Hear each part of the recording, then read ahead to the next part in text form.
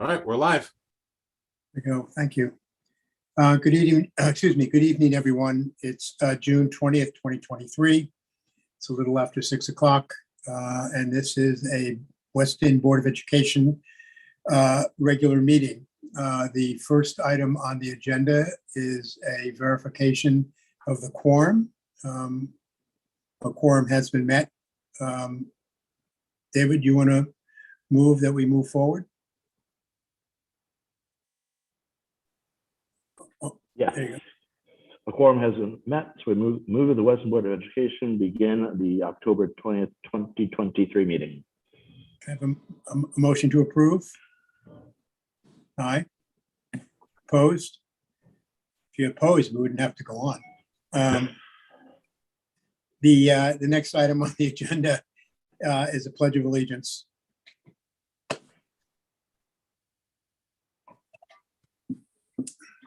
Pledge allegiance to the flag of the United States of America and to the republic for which it stands, one nation, under God, indivisible, with liberty and justice for all.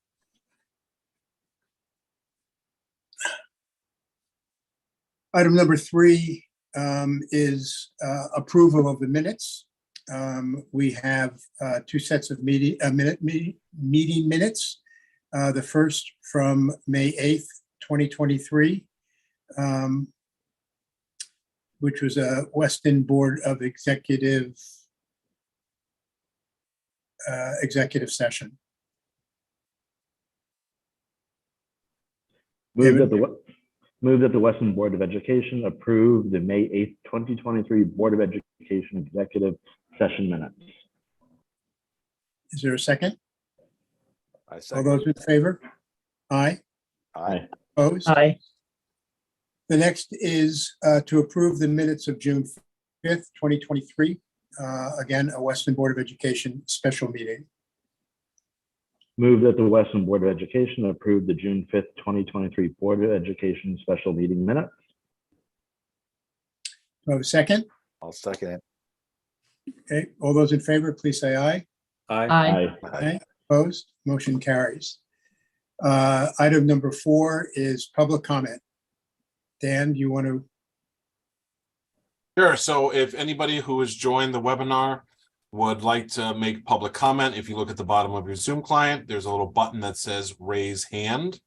If you click on that button, Jody will prompt to promote you to panelist, where you just have to click on accept and you will be promoted. You'll be disconnected really quickly. You'll come back on as a panelist, where you'll be able to state your name, your address, and your public comment.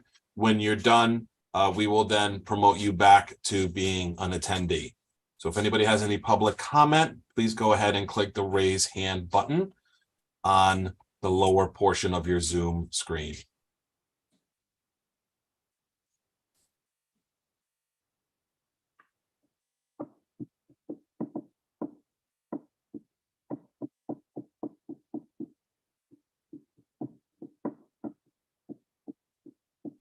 I do not see any hands raised yet.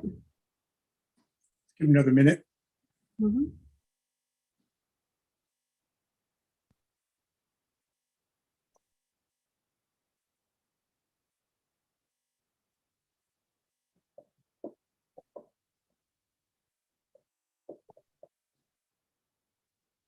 Do we have anything, Jody or Dan? No. Oh, wait, just one moment. Ellen Kraft just raised her hand. I'm going to promote Ellen. I'm going to promote you to a panelist.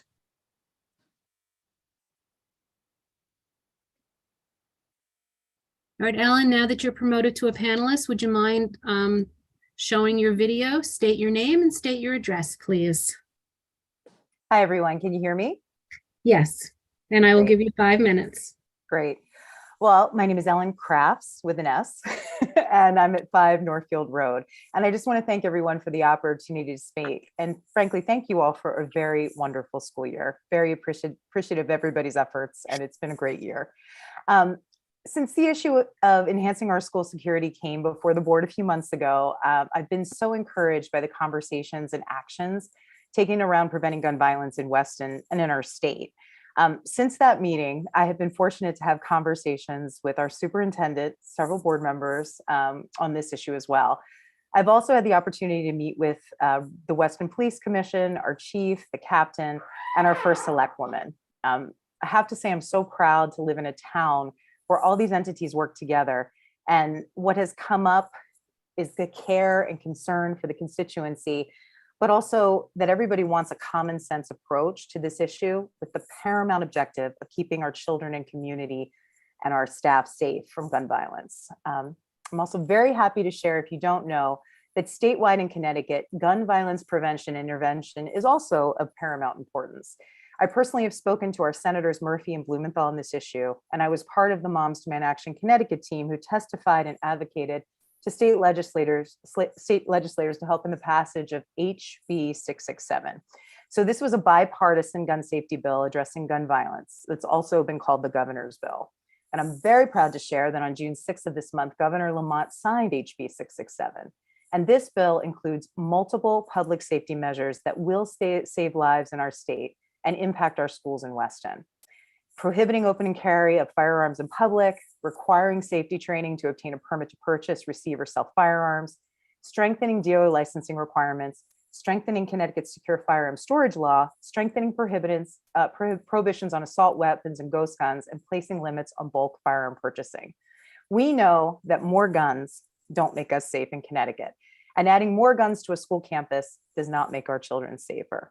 What does work are these common sense gun laws and community-wide engagement in gun violence prevention. To that, our superintendent shared on May 19th, thank you, Lisa, that there will be training for our school personnel this summer on how to assess student threats of violence and develop intervention plans.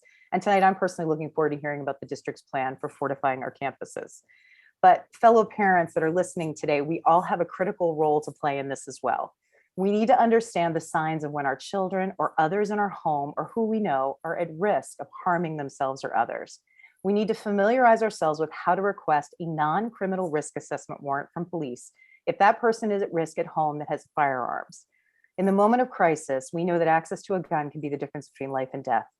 If you're seeing signs that someone you love is considering harming themselves, for example, you can seek a firearm seizure order to temporarily suspend their access to firearms, which are the most lethal form of suicide, until the crisis passes.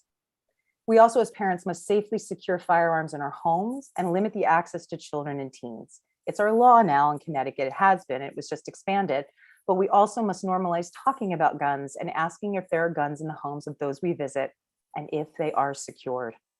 I'm happy to share in the upcoming months that there will be public information sessions coming on these important topics for us parents.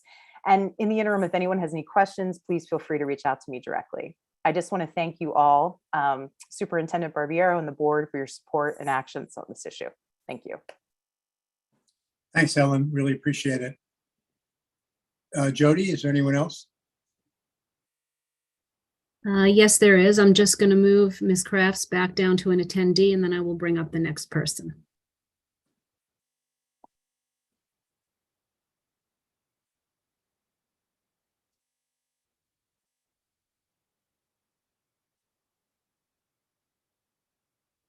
And the next person I'm going to promote is Ms. Williams. Ms. Williams, I'm going to promote you to a panelist. And when you click on the link, please turn your video on and state your name and state your street address.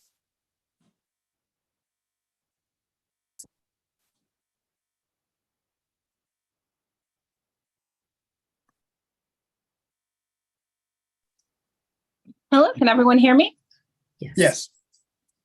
Okay, thank you so much. I just wanted to make a few brief comments. First, I want to reiterate what Ellen Crafts just said about this being a phenomenal school year. And thank you each for that. I can tell you that it's been yet another time when I've been so thankful to be a resident in Weston. I'm at 146 Old Hyde, by the way. And all I wanted to do was to simply elaborate on my comments from our last discussion concerning gun safety in our schools, and to say that I had not had the opportunity when I made my initial comments to hear what the chief of police had said was his safety plan. Having listened to it, I agree with it wholeheartedly, and I just want to voice my support for the chief and for his recommendations, and to urge this board to listen to him and other learned experts in the field of gun violence. Unfortunately, because there's been so many incidents that have occurred we do have some research about what works and what doesn't work. And so, in as much as I understand that there has been this discussion of what is common sense, and it seems to mean a lot of different things to a lot of different parents, I do want to urge us all to defer to those who, have engaged in the scientific study of gun violence and have seen what helps to reduce it and what doesn't, including making sure that we do not arm the individual holding the security officer position at Hurlbut. So I just wanted to specifically voice that. I ran out of my kitchen last time to say it. I'm calling in from Canada to say it again. And there's nowhere on this earth that I won't go to make sure that our children are safe. So again, thank you so much. No, thank you. Thank you. I'm going to move you back to an attendee now.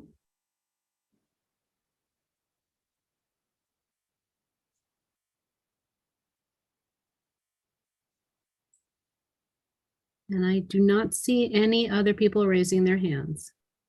Great. Well, thank you. Thank you for those comments. Item number 5 is old business. It's the second read of a discussion on policy 5113.1 certificate of age. Tina or Lisa, do you want to address this? Sure. This is actually a very short policy. We have a few others that I'll have Dr. Henkel do for first reads, but we talked about it at the last meeting. And I know Sharon, you are on the policy committee as well.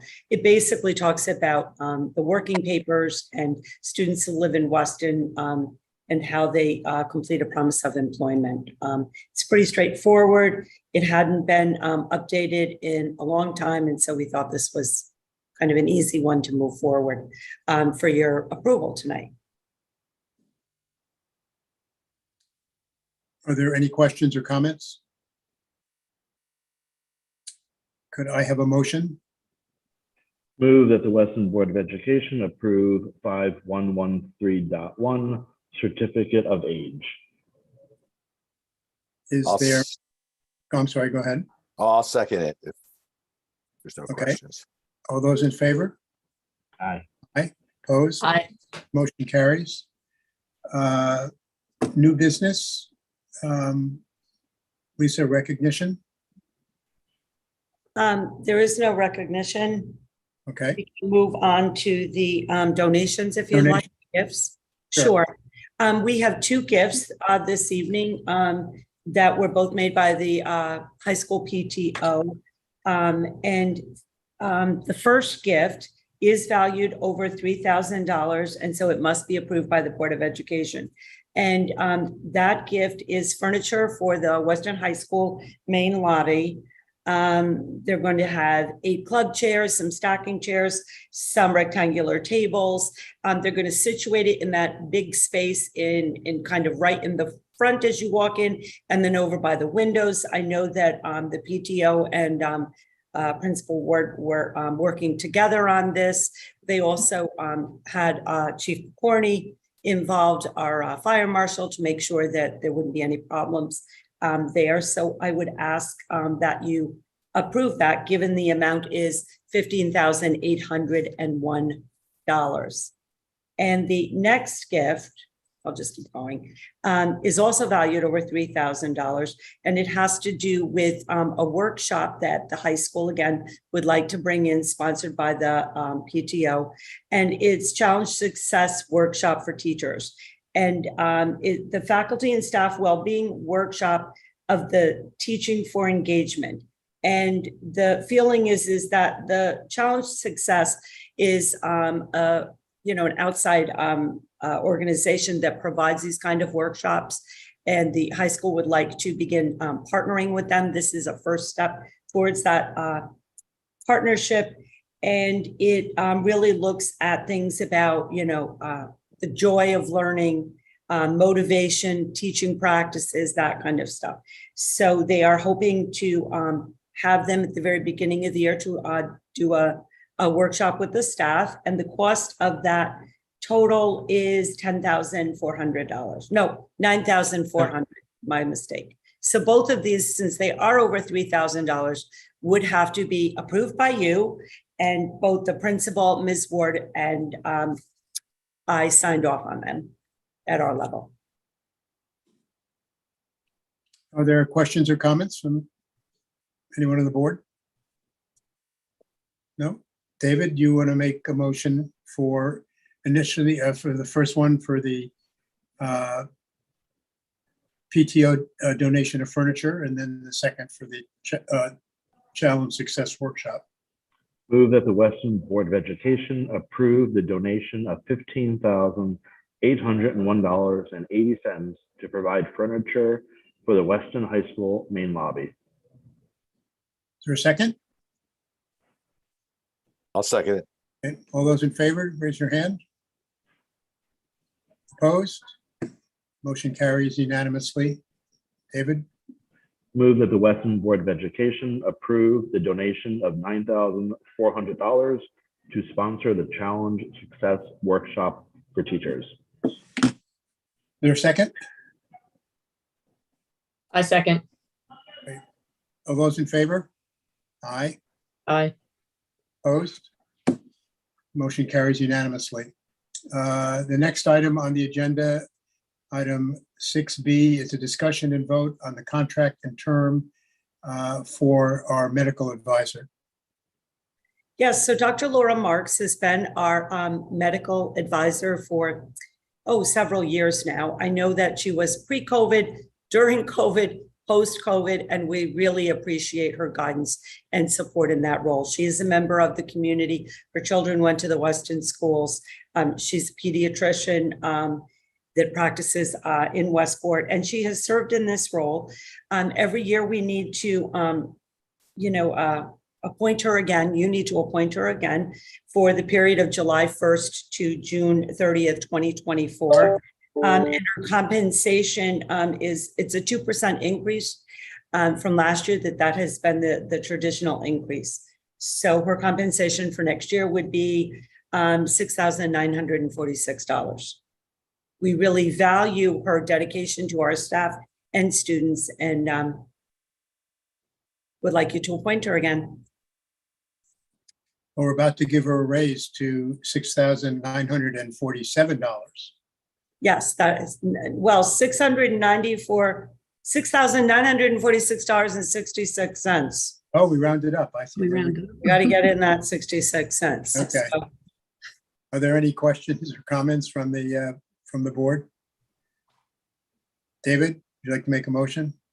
Move that the Weston Board of Education approve the renewal Dr. Laura Marks contract as medical advisor for the period from July 1st, 2023 to June 30th, 2024 at the stipend level of $6,947, representing a 2% increase.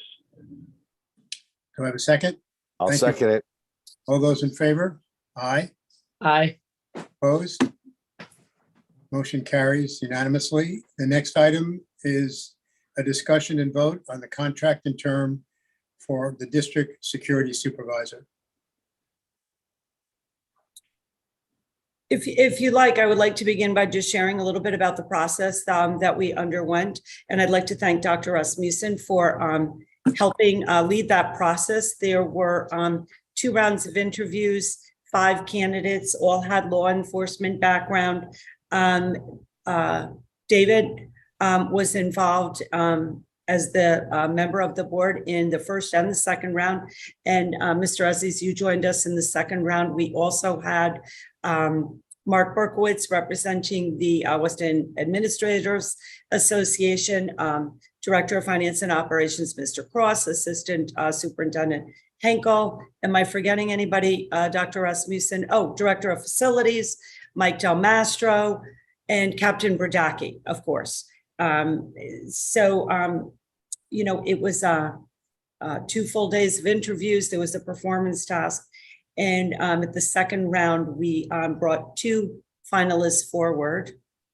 And we unanimously wanted to, we recommended offering the position to Mr. Joe Rios. Mr. Felton, I don't know if you wanted to add anything as you were through the process the entire time.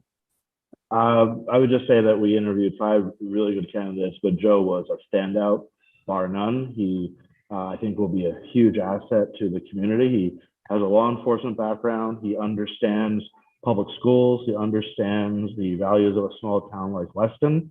And I think that we are unbelievably fortunate that Joe put his application in and that we have a chance to bring him on board and become a member of our district. Just a couple of highlights of his education and career. Mr. Rios has a BA in criminal justice. He studied at the FBI National Academy. He participated also in the Police Leadership Institute at Sacred Heart University. He began his career in law enforcement in 1990 as a member of the Newtown Police Department. He was a patrol officer. He worked in narcotics.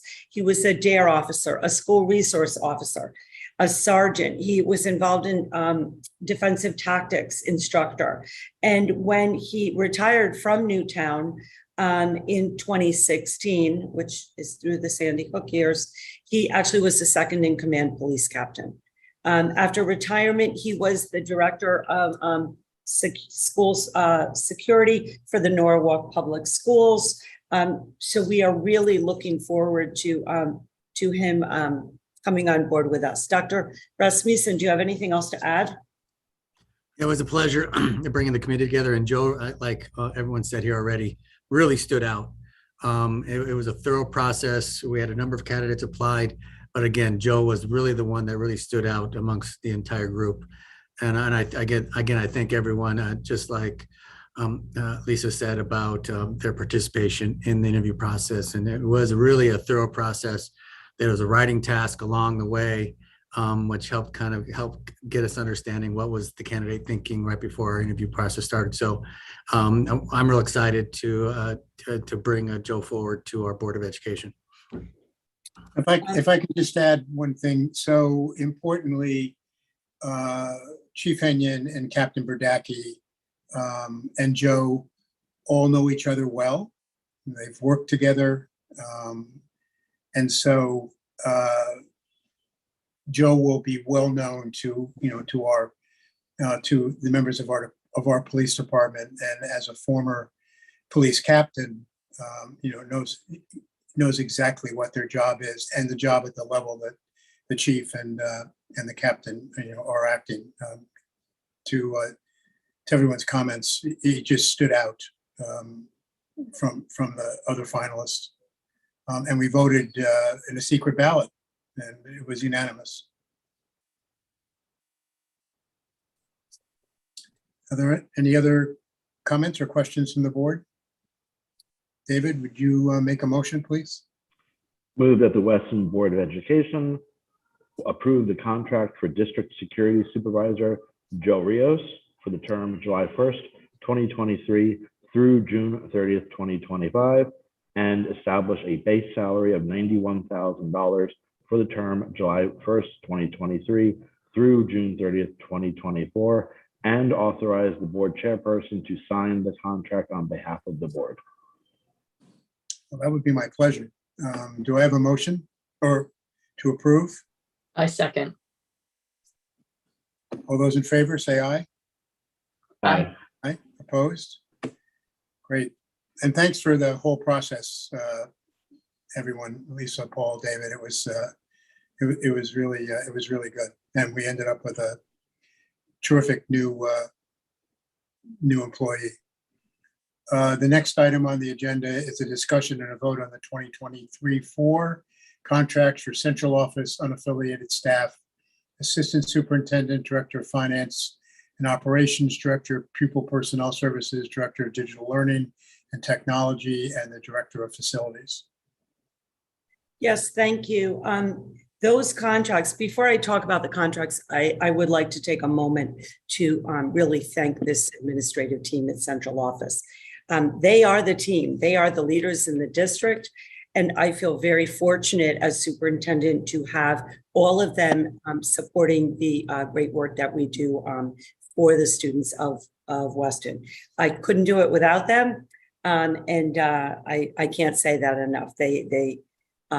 I have a very high regard for their professionalism, work ethic, and for working with me, which it sometimes can be challenging.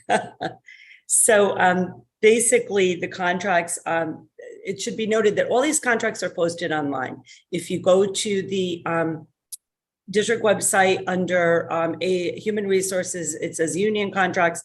All of the new contracts that were negotiated for the upcoming school year are online, and all of these contracts for central office administration, as well as the new supervisor of security, will be posted. These contracts reflect a 3% increase in their salary from last year, and that increase, as well as the insurance and all of that, mirrors the Weston Administrators Association.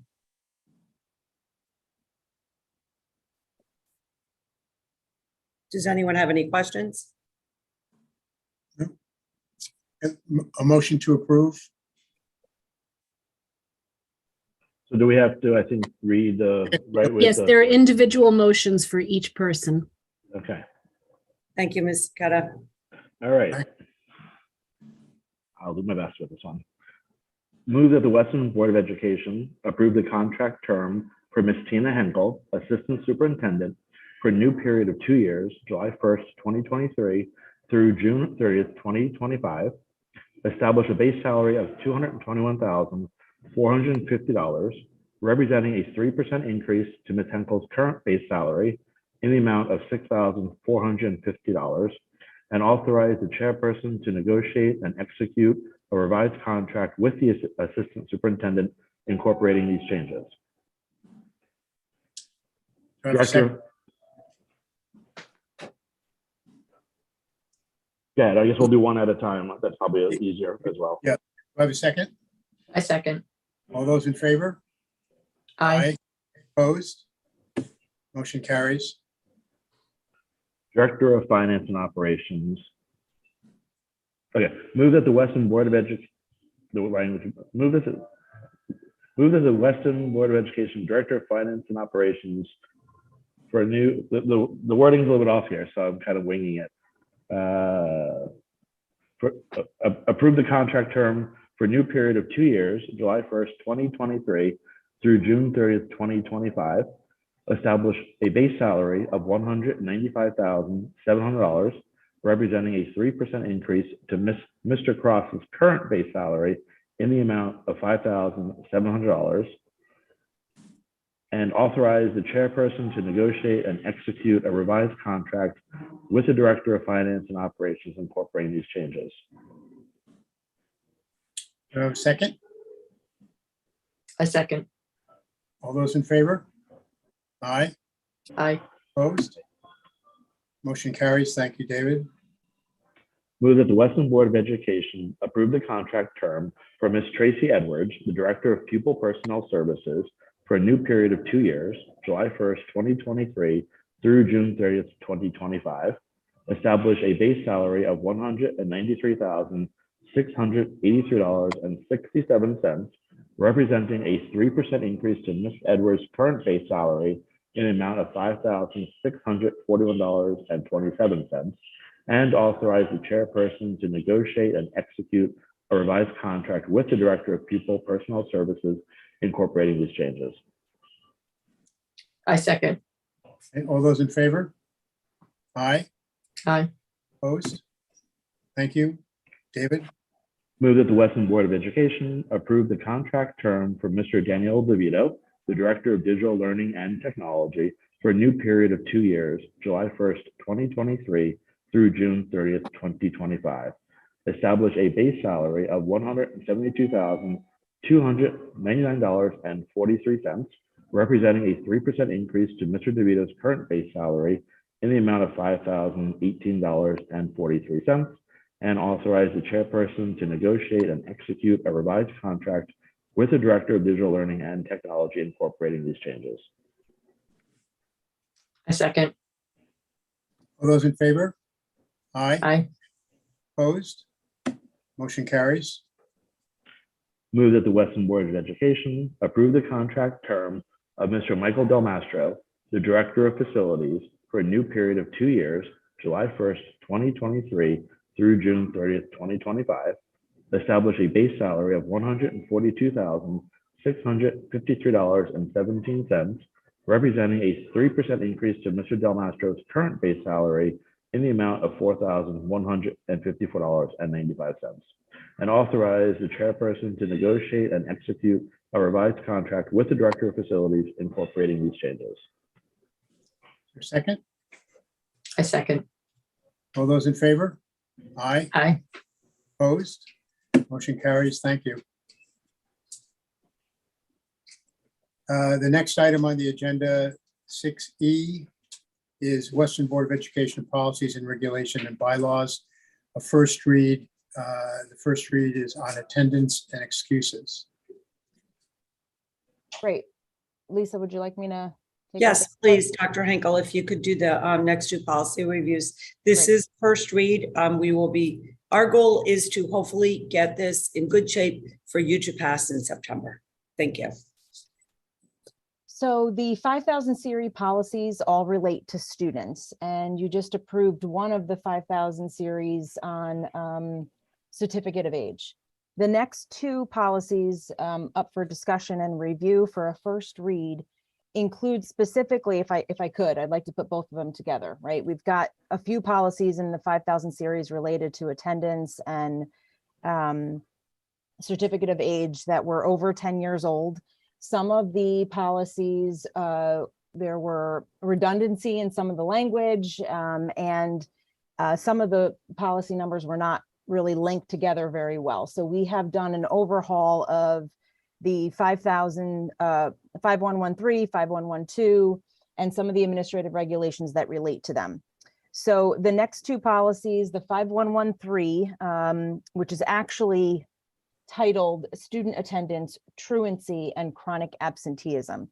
When we review these policies, we involve a variety of stakeholders, right? We collaborate between district administrators, school leadership, the technology department, and we consult with our legal parties to merge some of the language that Shipman and Goodwin provide school districts around updated laws and regulations related to these policies.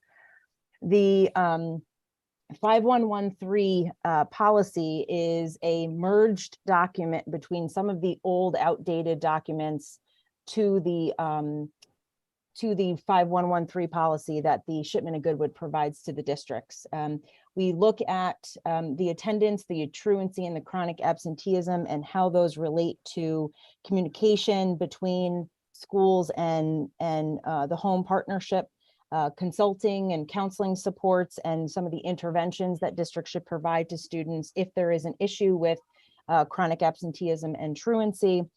And then it also relates to a lot of our internal practices regarding state mandated reporting, as well as some of our systems and structures to gather that data, to report to our databases internally, as well as to the state. If you were able to come to some of our subcommittee meetings around curriculum, we did specifically talk about this individual indicator around chronic absenteeism that we are required to report to the state, and it is part of our next generation accountability system when we look at accountability as a district overall. So this policy, as Lisa mentioned, we were able to gather a district committee together over the last couple months to really dive into the language of the policy, the administrative regulations of the policies, and reflect on our current practices so that we can also ensure that some of the way in which we communicate and the way in which we gather data and report within our systems are accurate and up to date and streamlined across the K-12 continuum. So this is the first read. It was a quite lengthy process, but I just want to mention that Laura Cadis and Patty Falber, as well as Drew Walters and Matt Phillip, were part of our district committee, and they have been working on this tirelessly with me over the last couple months. And I'm excited that we're finally here and we're able to present this to you this evening. So that is the first read regarding some of those revisions. And we have been able to highlight some of the language that we merged from Shipman and Goodwin's policies into our own, into this new updated 5113 policy. That's why it's called draft merge, where we merged it all together. But the final language of that policy, the title will be student attendance, truancy, and chronic absenteeism. The second is a shorter policy, which is regarding ages of attendance, whereby it notes specifically the legal requirement for students ages 5 through 18 are required to attend public education, and we are required as a town which has a public school system to provide education to students within that age range.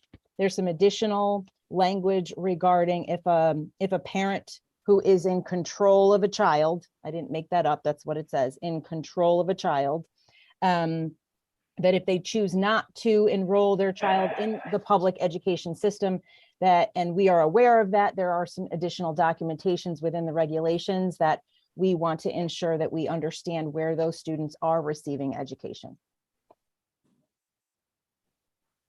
Any questions?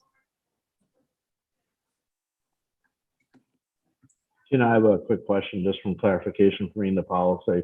I know it talks about for chronic absenteeism, what happens after 11 and what's excused and what's not excused. But I think you clarified for me, I believe it was in curriculum committee, that even though if your child's out sick or religious holiday or the case may be, for the first 10 absences or any portion of them, those are excused, but they don't credit you. You don't get anything, so to speak, towards above 10, right? If for example, you have a child that's absent for 10 days cumulative because of illness, for example, they will still potentially receive this chronic absenteeism notice at 10, even though the prior absentees are considered excusable based on chronic absenteeism moving forward.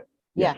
Yeah, and I think that's a really important point, and part of our communication systems and processes that we would like to, once this is updated and approved, we'd like to begin the communication process with parents and also with the staff as well regarding the state's stance around absences in general. From a state's perspective, regardless of the reason, whether they're unexcused or excused, the student is not receiving education. And so there's an interruption to the educational process. And from a state perspective, both of those numbers are expected to be reported and count towards our chronic absenteeism over a certain threshold. And so, yes, it's hard to hear, but that is the law, and that is how we are required to report to the state. So I appreciate you bringing that up. Thank you. Other comments or questions of Tina? This is quite a task she's taken on over the months. It's a lot of work. And It is a lot of work. Tina, quick question. Was it 10 absentee or 9 absent days before they get it? So anything over 9, that is, Yeah. that is the magic number. Okay. We wanted to also make sure that in that process, our principals, assistant principals, we are always communicating on a regular basis, even prior to those numbers getting higher and higher, to understand the reason why a child may be accumulating absences and for whatever those reasons may be. Part of the district committee also was to streamline some of that communication in the letters home to parents regarding what it means to be absent, and if that number continuously grows.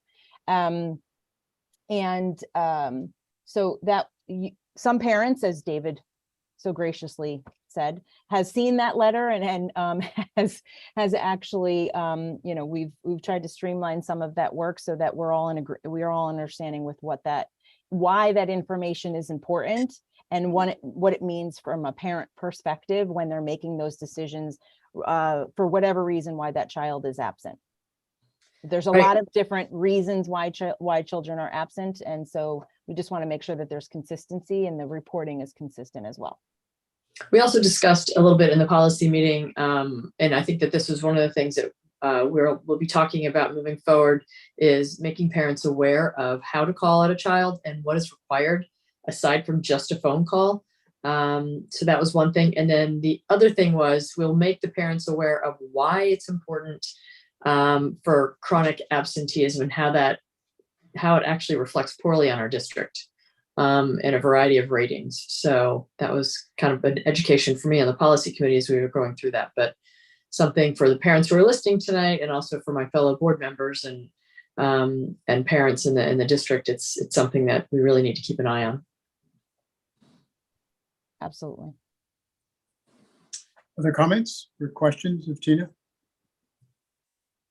The next item on the agenda is a discussion and a vote on the 2023-24 Board of Education regular meeting schedule. I actually have one thing that I just happened to look at, Lisa, and my apologies for not getting back to you about this beforehand.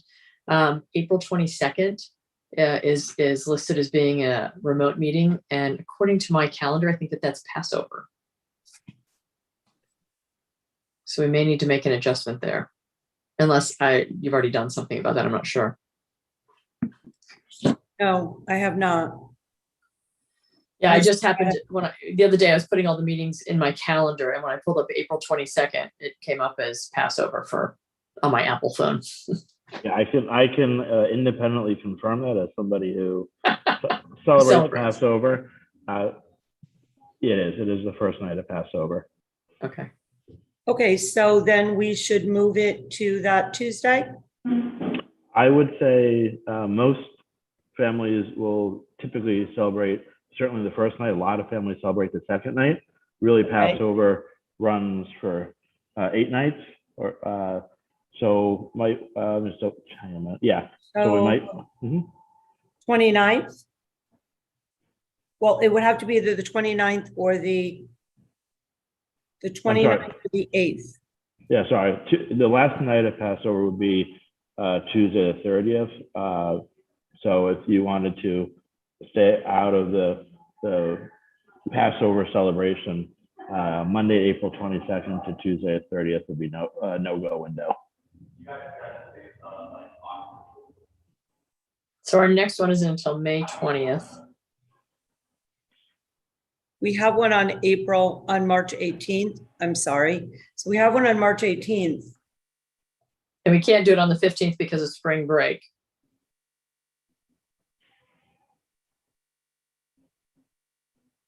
That would be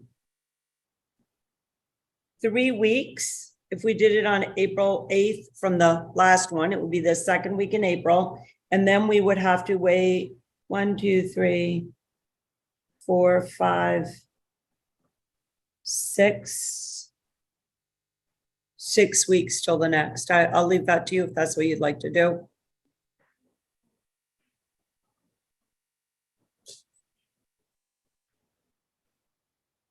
Sure.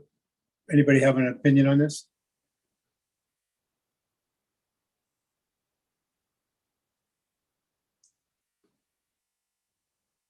So April 8th, you said? April 8th is the Monday before the April break, that we have April break. And then, as David said, the week of the 22nd is Passover, the 29th, it would still be Passover in April. Then we go into May, and we would, the next scheduled meeting is May 20th after that. Would it make sense if we do April 8th to move the meeting to May 13th then? Move the May meeting? Yeah, move the May meeting to May 13th, so that instead of 6 weeks, it's 5 weeks. It's not such a lapse in case there's anything that's pressing that needs to go through. Although I guess we could always do an executive session if need be, or a special meeting. Just a suggestion. No, I'm not adverse to that. I mean, gets us then, a week earlier. Yeah. And also because it tends to be a crazy time of year with recognitions and things like that in May. It's also end of May. It's also heavily into the budget season. True. End of May budget season should be over, right? Yeah, but why don't we move the May meeting up a week? Okay, so move that to the 13th. The April meeting is now April 8th, and then the May meeting is May 13th. Is that good with you, Lisa? I think that's fine. I kind of agree with Sharon. It would be a long time to wait in between from April 8th to May 20th. The Yeah. other thing is that especially at the end of the year, if there's something going on, then that gives us time before the June meeting to sort of take care of that and address it. I don't know if anyone on the administration principals, do you see any concern with that? Dr. Henkel? I was actually wondering if it's even a week earlier, the 6th of May. And then you have 4 weeks or 5 weeks until your June one. When is the June one? That's too early. No, we'd have 6 weeks. The next one in June is June 17th. Yeah, I wouldn't want it any earlier too in May, soon. quite frankly, Mhm. given some of the things that are going on with hiring and that kind of stuff. I think that actually the 13th would be better. Principals, you can give a thumbs up if you think that that works. I just feel like we need to check the performing arts calendar, perhaps. Monday night, though? Oh, I guess you're right, for band concerts and things like that. Lisa, we don't have to decide this tonight. I mean, we're No. just our own meetings. It's not like we're. We changes. don't. I mean, what I would say to you is because we do want to get the meeting set for September, perhaps if we can have a motion to approve everything up until January and then tweak in the afternoon. I just want to get the meeting for September 18th, because this is our last meeting before the September 18th meeting on the books. I think that's a great idea. That's a great idea. So if you want to move to, David, to to do the first half of the year, and then we can check the calendars and everything. I don't even know if those calendars are done yet, but we can certainly get our dates on it. Okay, so what we're looking to do is approve the Board of Ed meetings up through the end of December, and then we'll revisit at some point. Okay. Yeah, we'll do it in September. I just want to get the September board meeting on the books, quite frankly. Sure. So move that the Western Board of Education approve the remainder of the 2023 Board of Education regular meetings. I second that. All those in favor? Aye, Aye. opposed? Here we go. So that's item, So that was G. I believe we have to go back to F. Yes, please. School Yeah. calendar. Yes, there's something that I need, we need another vote on the school calendar. I apologize. There were a couple of things that were not on my radar and are now on my radar. And I believe I shared with this with you for informational purposes only last week. Let me elaborate. So on April 30th is the presidential primary. And given the fact that there are going to be voters and a lot of activity around that date, April 30th, we cannot have the youngsters in the middle school in school. So what we are proposing to do is to take the April 30th day, that full day, and to make March 22nd a full day of school instead.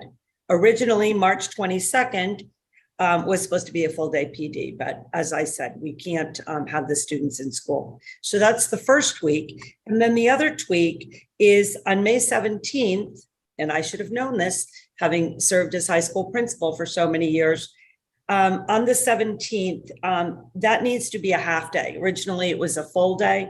It needs to be a half day because that is the last day of advanced placement testing at the high school. And there are students that are taking those exams and we can't have that disruption. So we need to make those slight revisions to next year's calendar, and they all take place next spring. So I would ask that, I don't know if you have any questions, and if you could approve the revised calendar so we can get it out to all families. comments or questions? No? We have a motion to approve. Move that the Weston Board of Education amend the 2023-2024 district calendar as presented. A second. All those in favor? Aye, Aye. opposed? Thank you. Motion carries. District updates, Lisa? Just a quick comment again regarding the calendar. It will be posted tomorrow on our website. And when I send out our last June update, families, there also will be the back to school dates already listed in our June update for the upcoming school year to get ahead. So look for that. It will be going out on Friday. Okay. Now we are on, consent agenda. Dr. Rasmussen, if you please. Yep. Thank you very much. It's been an exciting start here in Weston in terms of all the hirings that we've been able to accomplish over this short amount of time. Just a few kind of notes and kind of headlines of some of our hires and also retirements and resignations. We have John Dickman coming in as the 612 math curriculum at SIL. He's coming in from Glastonbury, has a lot of experience around developing curriculum, especially around the calculus AB, and also working in a leadership capacity. So we welcome John. Aaron Barlow for the 3-5 STEM curriculum SIL. Again, a lot of experience coming from Norwalk, but also coming from CES in terms of her work around providing PD, around effective math instructional strategies. We also have Jeff Magnano also coming in from Norwalk. He's an experienced instructional coach, especially doing a lot of things around PBIS. So he has a lot of experience around providing interventions. One small correction, he's going to, we'll be going to Hess, not WIS. So it's Hess and the middle school. Real excited about the next one related to Mark Wallace. We actually did the interviews when I do the signing with Mark. He actually has a lot of experience and really excited to get a dual certified world language teacher. We actually did our signing via coming in from Paris. He has a number of years teaching in Paris. So we're excited to have Mark. Myra Maltavan, another Spanish teacher coming in, and has some experience also prior in our district working as a sub. So now we actually can bring her on as a full-time teacher. Beth Lancaster, also excited to come in as a new science SIL, the 612, but also teaching high school biology. She's done a lot of work up in Naugatuck High School, and also completed her 092 through Sacred Heart.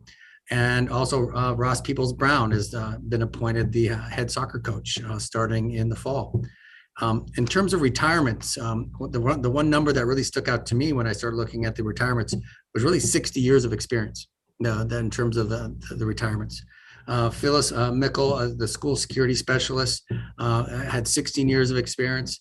Morella Diedrich, a paraprofessional over at Hess, had 25 years of experience. And also Joanna Burrick, and a paraprofessional again over at Hess, 19. If you add all that, 60 years of experience that currently will be retiring. Last one for resignation, Sarah Bood. She was a Spanish teacher over at the middle school. That's why we had where Myra was coming in. We wish her well. She's going to Fairfield. And we had one reduction in force, mainly because of, again, some of the budgeting process in terms of Alyssa Leonetti going from a 1.0 to a 0.7 at Hess. So we're looking to continue as we kind of support her along that way. So a lot of work in terms of the things going on in terms of human resources. And we're excited to bring in a lot of new staff to support our teachers within the district. I have a quick question for you. Beth Lancaster, in the document that we have here, it says high school biology and 6 through 12 science curriculum instructional leader. She's not teaching a class. She's completely she's strict CIL, as we've agreed, right? No, she's a 0.5 curriculum instruction leader and a 0.5 science teacher at the high school. The math and the English teachers are the ones that are full-time coaches. Okay, just the math and English are full-time CILs? Correct. That's correct. Don't worry, Sharon. I didn't know that either. Did you ask I'm a question, I'm David? willing to have further discussions around full-time. Thank you, Dr. Henkel. No, I was under the impression that we were going to have full-time CILs in all of the various I math, liked your science. thinking, Sharon. I love No, your I thinking, Sharon. was under the impression that was where we were. I didn't realize that we were still doing part-time, because I thought that we said that part-time was too disruptive and they weren't able to be a complete CIL when they were still teaching in the classroom. That was what we talked about during budget season. So I was under the impression that we had them all full-time. No, that is correct. We did talk about that, but we want to also balance it with the specific needs of the district as well as the fiduciary responsibility to the town. Okay. All right. Okay. Thank you, though. Other questions or comments? David? Move that the Weston Board of Education accept the consent agenda as presented. I Is there a second it. All those in favor? Aye. Aye. Opposed? Thank you. Next item is the superintendent's report. Yes, thank you. My update is the celebrating the 22-23 district-wide achievements. We're going to be going through that, and then with the safety and security and PPS and finance. So if we could please put the presentation up.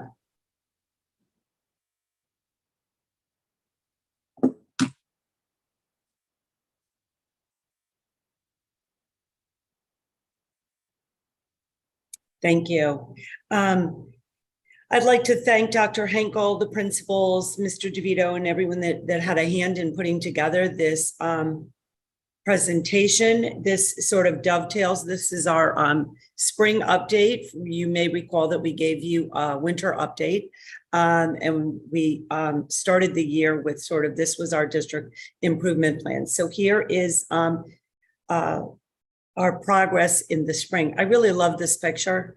If you were there that night, it was such a beautiful, beautiful evening on the turf field to see the class of 2023 graduate Weston High School.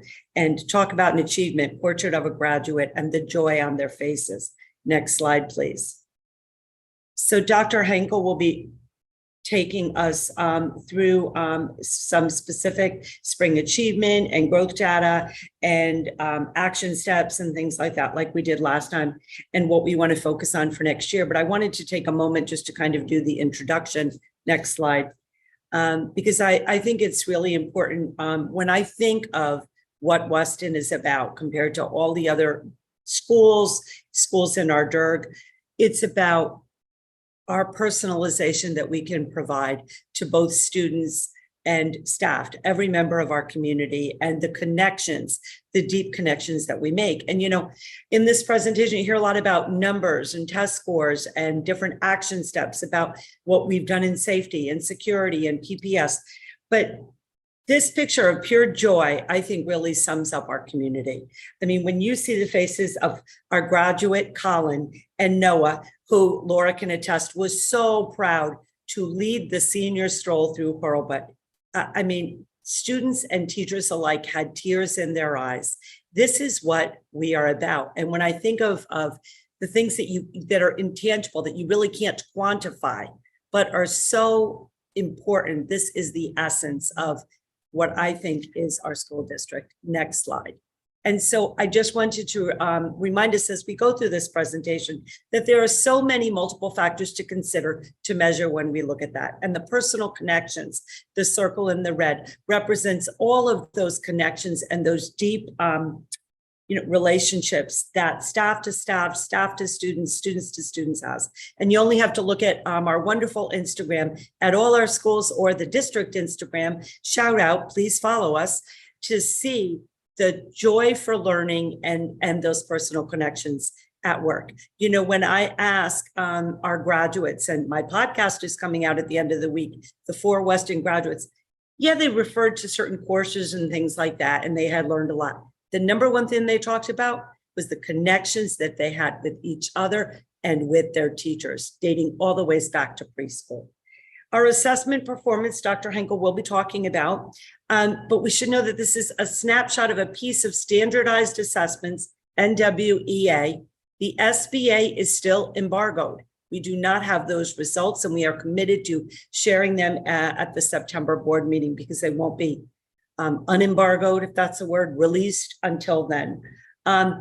We look at instruction and learning, and you'll see that in a lot of the action steps. And those of you that, I think all of you were really there at the subcommittee curriculum presentation that Dr. Henkel led last week.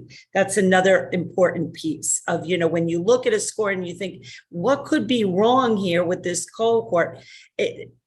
There are multiple factors to consider. Is it the curriculum? Is it the instruction, the delivery? Do people need more coaching? And that's what we have to unpack when we look at some of these. And then, of course, the well-being and mental health supports that we provide.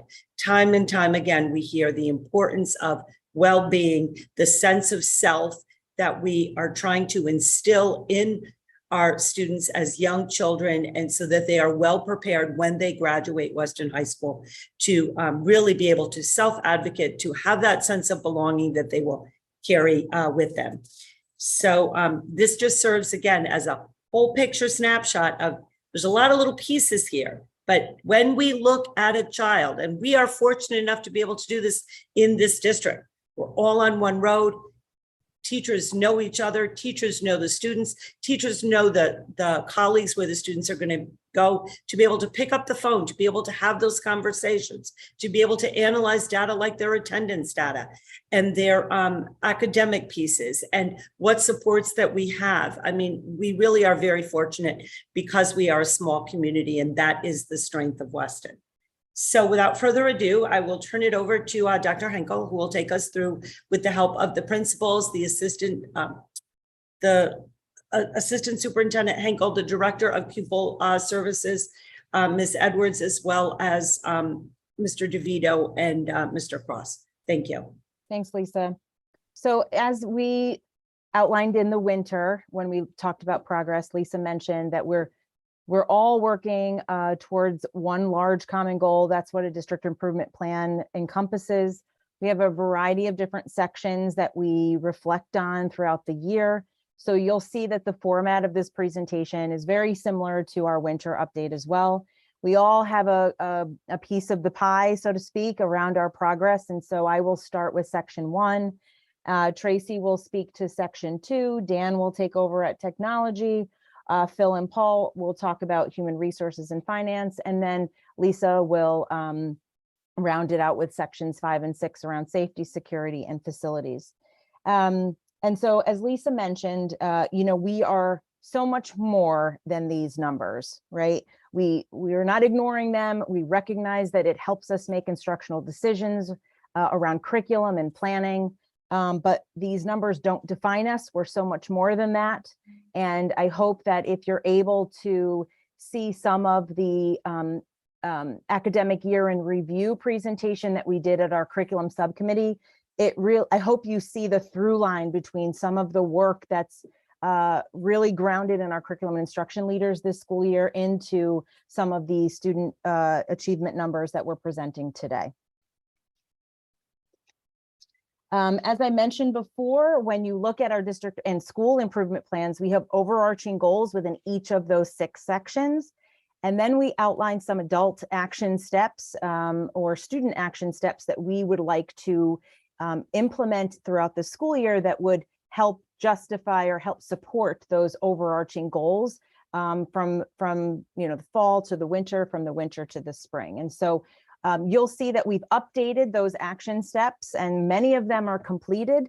We will not spend an enormous amount of time around each action step. I will speak a little bit to the ones that are still in progress or ready to start, but you'll see that we've made a lot of progress towards those action steps related to the goals this school year. So the first section around academic excellence and student achievement is focused around math.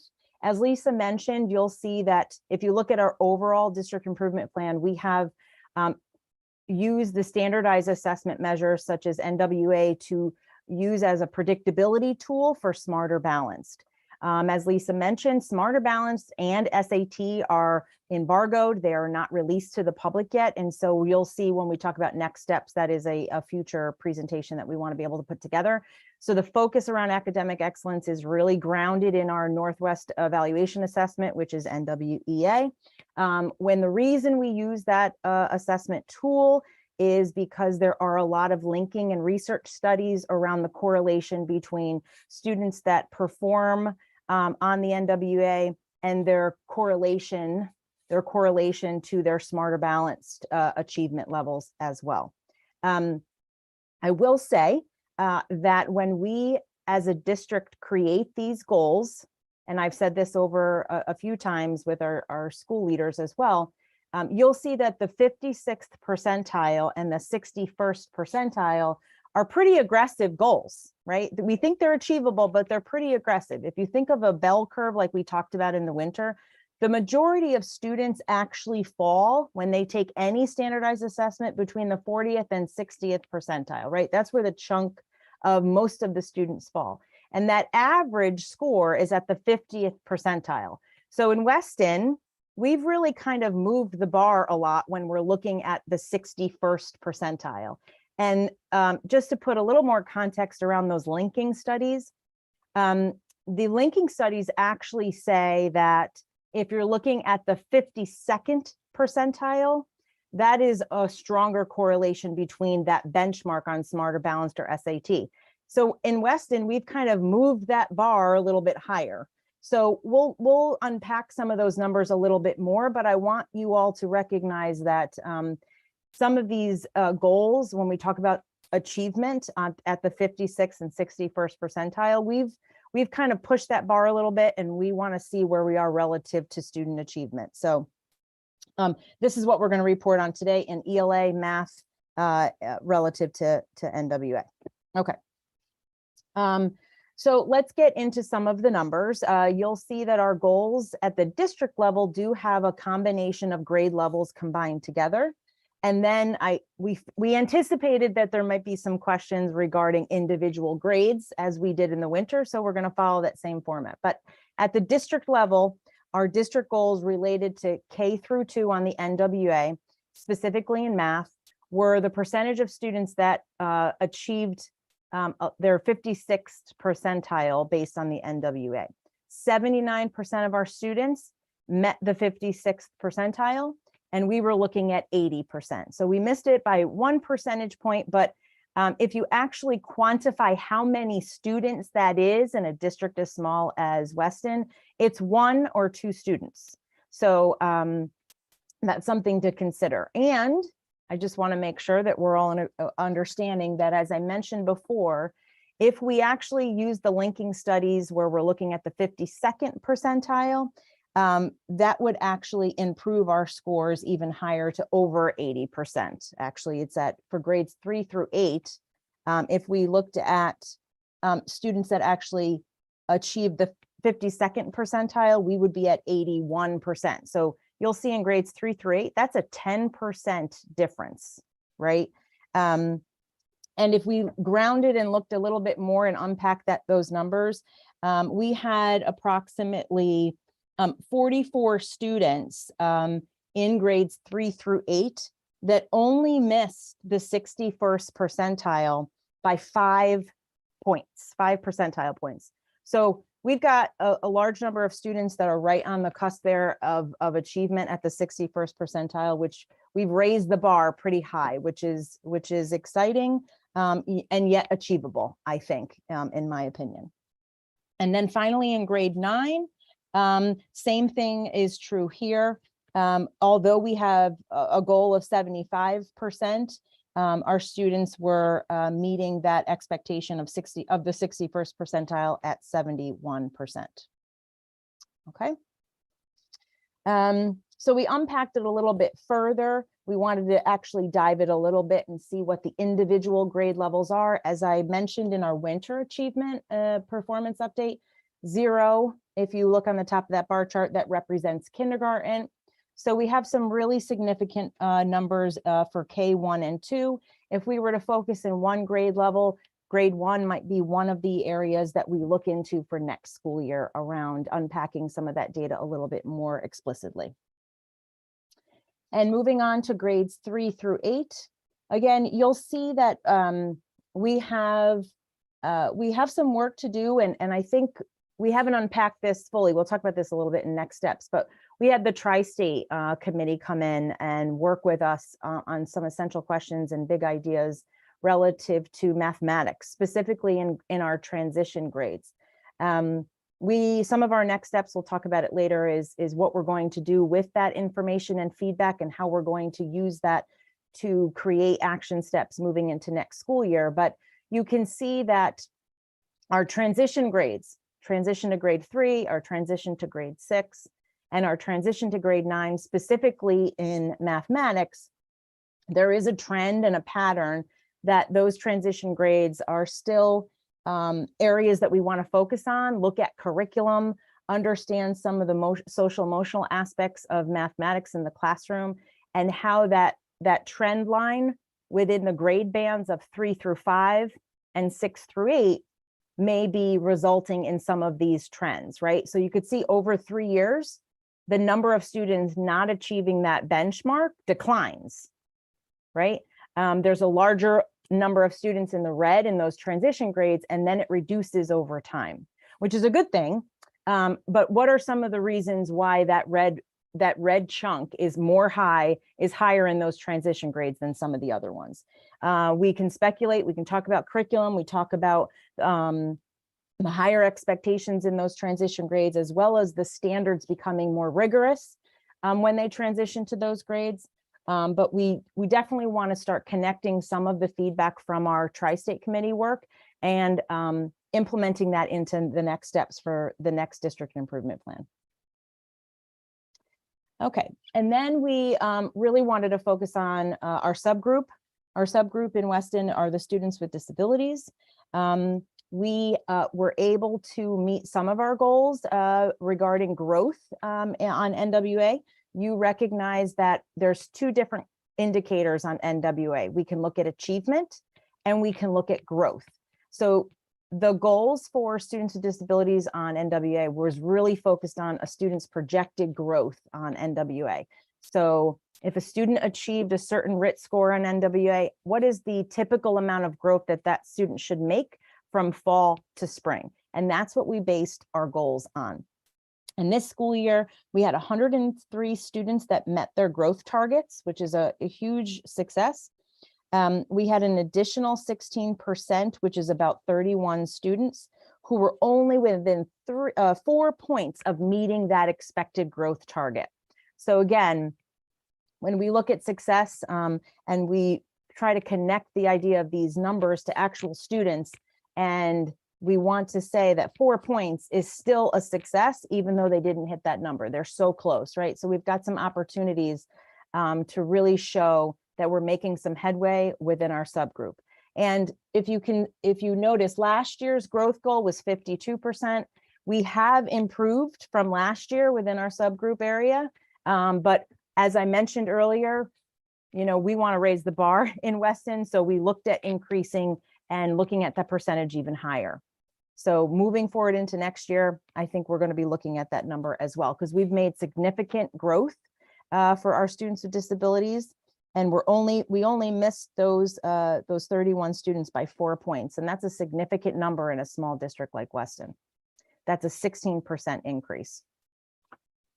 So congratulations to all of the teachers and the staff that worked with those students this past year throughout the district. So then in each section, we actually unpack some of the adult action steps that how are we going to change our practice or support the work at the school level to actually show an impact around those goals. So last time we reported on these similar action steps, most of which have been completed. There are still 2 areas that we want to continue working on, and you'll probably see these action steps transfer into our next year's district improvement plan as well. It could be because, for example, the one that was on hold, we had a little scheduling issue, and because of the timing of some of that work, we decided to hold off on that work for next school year. And the one in progress here specifically is around starting the work, but not completing it fully. So you'll see most of these areas around our action steps that are not completed will transcend into next school year as well. Okay, so the next section on academic excellence is specifically around ELA and reading. Again, it follows the same format. Tonight, we're providing feedback on our current performance on Fontes and Pinnell, which is our universal screener currently for reading in grades K and 1. And then we transition to NWA in grades 2 through 9. Again, we will only be reporting on those standardized assessments at this point in time because the Smart Balance and the SAT are not available. To begin, Fontes and Pinnell, as many of you know, these are individual assessments that the teachers are looking at for students in kindergarten and first grade. They're actually reading individual text and looking at their independent reading levels when they're measuring their progress towards end of year goals at the specific grade level. So this is a great opportunity for teachers to actually learn and listen to students read as they grow and progress throughout the school year. We wanted 90% of our students in grades K and 1 to meet the end of year independent reading level based on this assessment. We were at 85%. And when I unpack the numbers a little bit further, we had 12 students that were only 1 level away from that end of year benchmark. And we had 223 students that met the end of year benchmark, and only 11 students were 1 level away in first grade. So we've got a lot of great success going on around our reading performance as well. And so again, kudos to the teachers and the students that worked really hard to look at growth and performance in the area of reading.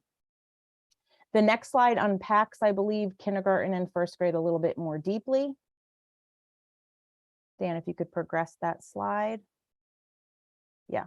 And this is where we connected some of our subgroup data as well.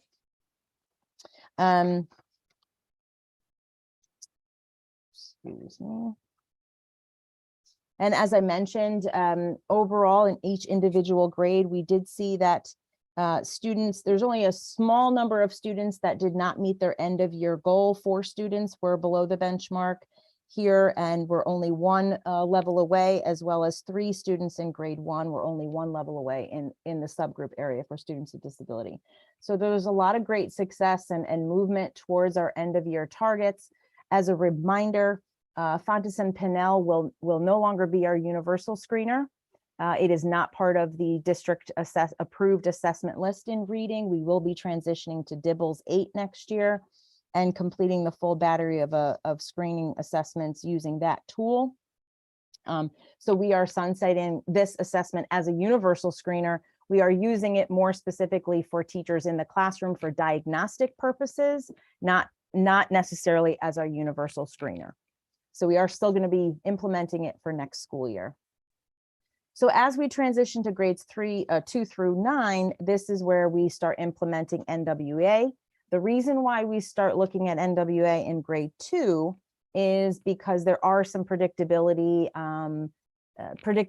reports that also help us make some instructional decisions around their performance when they transition to 3rd grade.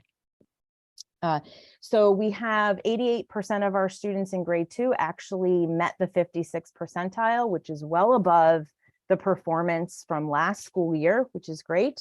72% of our students met the 61st percentile in the grades 3 through 8. And even though our goals were 77% there, again, I drilled down a little bit further, and if we had moved if we had used the actual linking percentile of 52nd percentile and the number of students that met that value, we would have been at 81% of students that met that 52nd percentile. And then finally, we have 73% of our students in grade 9 that met that expectation of the 61st percentile. Again, we follow the same format around unpacking some of the grade levels individually. The variance was a little bit different for ELA than it was for math. A little bit more pronounced in 6th grade versus the other areas. So if we look at unpacking some of our school improvement plans, we might be focusing in specific grade levels around action steps to support maybe grade 6, as well as maybe grade 5. So it's a little bit different than math, some of the trend data that we saw with math versus ELA. And, you know, we've done a lot of work this school year linking reading and writing together. And we want to continue some of that work as we move into next school year, as we start to explore some of our new resources for the American Reading Company for K2, and how some of those assessments and the information from that we're learning at K2 with that new adoption, and how that may transcend in some of the upper grades. Next slide specifically focuses on students with disabilities in grades 2 through 9 again. This was very exciting. We've seen significant growth from last year's group. Even though this is a new, not an exact matched cohort, we based last year's spring achievement growth targets of 46% onto this year. And if we looked at that 46% of students meeting their growth targets into this year, we would have exceeded it, and we were only 1% off this school year, which again, because we are a small district, correlates to like 1 or 2 students. So that was a huge celebration from all of our teachers and students for all the hard work that they did. More specifically, we also had 24 students that were only within 4 points of their projected growth, and that would have given us an additional 13% overall if all 24 of those students met their projected growth. And again, as I mentioned with math, we're always looking at how we are improving the overall outcomes, and what are we doing in the school and at the district level to support teachers, to support students. We've made a lot of progress towards some of these action steps. If you came to our curriculum subcommittee meetings, we expounded on many of these action steps. We had our curriculum instruction leaders speak to some of these items, both in math and reading. We've got a lot of action steps that we've completed, but we know that moving into next school year, we've got some still that we want to focus on, and those are the ones that are in progress. I want to call out specifically our multi-tiered system of support. Those are our SRBI process when we look at intervention around math and language arts. We started a district committee in that area specifically to revise and refine some of our current interventions and the systems and structures around it. We're not done. We still have more work to do in that area, but we feel that that is going to be a high leverage action step that will help us meet some of our goals for the following school year. We want to continue raising the bar and continuously looking at some of these overall benchmarks that we've had this year that maybe we didn't meet, but we feel we can achieve them if we keep staying focused and keep really drilling into some of this data. So that was both math and literacy. We shift over to science now. We have a different goal when it comes to science. We don't use NWA for science, and so we are looking at the Smarter Balanced Assessment in this area, but we have not, not the Smarter Balanced Assessment, it's the Next Generation Science Assessment, which the state provides. We haven't received that data yet, and that will be part of our next steps moving forward. Again, we really wanted to explore a new assessment tool this year. Just like NWA, there are assessment platforms out there that do support schools to use for predictability purposes on the next gen science standards. We're still in the progress of exploring some of those. We piloted a few, we got feedback from teachers. How does this relate to curriculum and implementation? Is it giving us information that we didn't already know or didn't already have? And we're not completely confident that we found the right fit for Weston yet and how it supports our curriculum. So we're still in progress of that. And we want to be able to use that information to complete some of those other action steps that we haven't really started yet. So you'll see some of these through lines again as we start building our district and school improvement plans next year. And then finally, the Visual and Performing Arts Department, they've done a lot of work to go back to some of the experiences that we wanted to bring back into the school environment. This was our first full year of normal education from start to finish, with no interruptions and no additional, knock on wood, health issues that required us to think about distance or face masks. And in this department specifically, when we're talking specifically about music, that really impacted some of their experiences and activities. And so throughout the year, we already exceeded the goal, right? Lisa and I were just wanting them to think about what were some of the events that you had to put on hold or you had to delay or not be able to do because of COVID, right?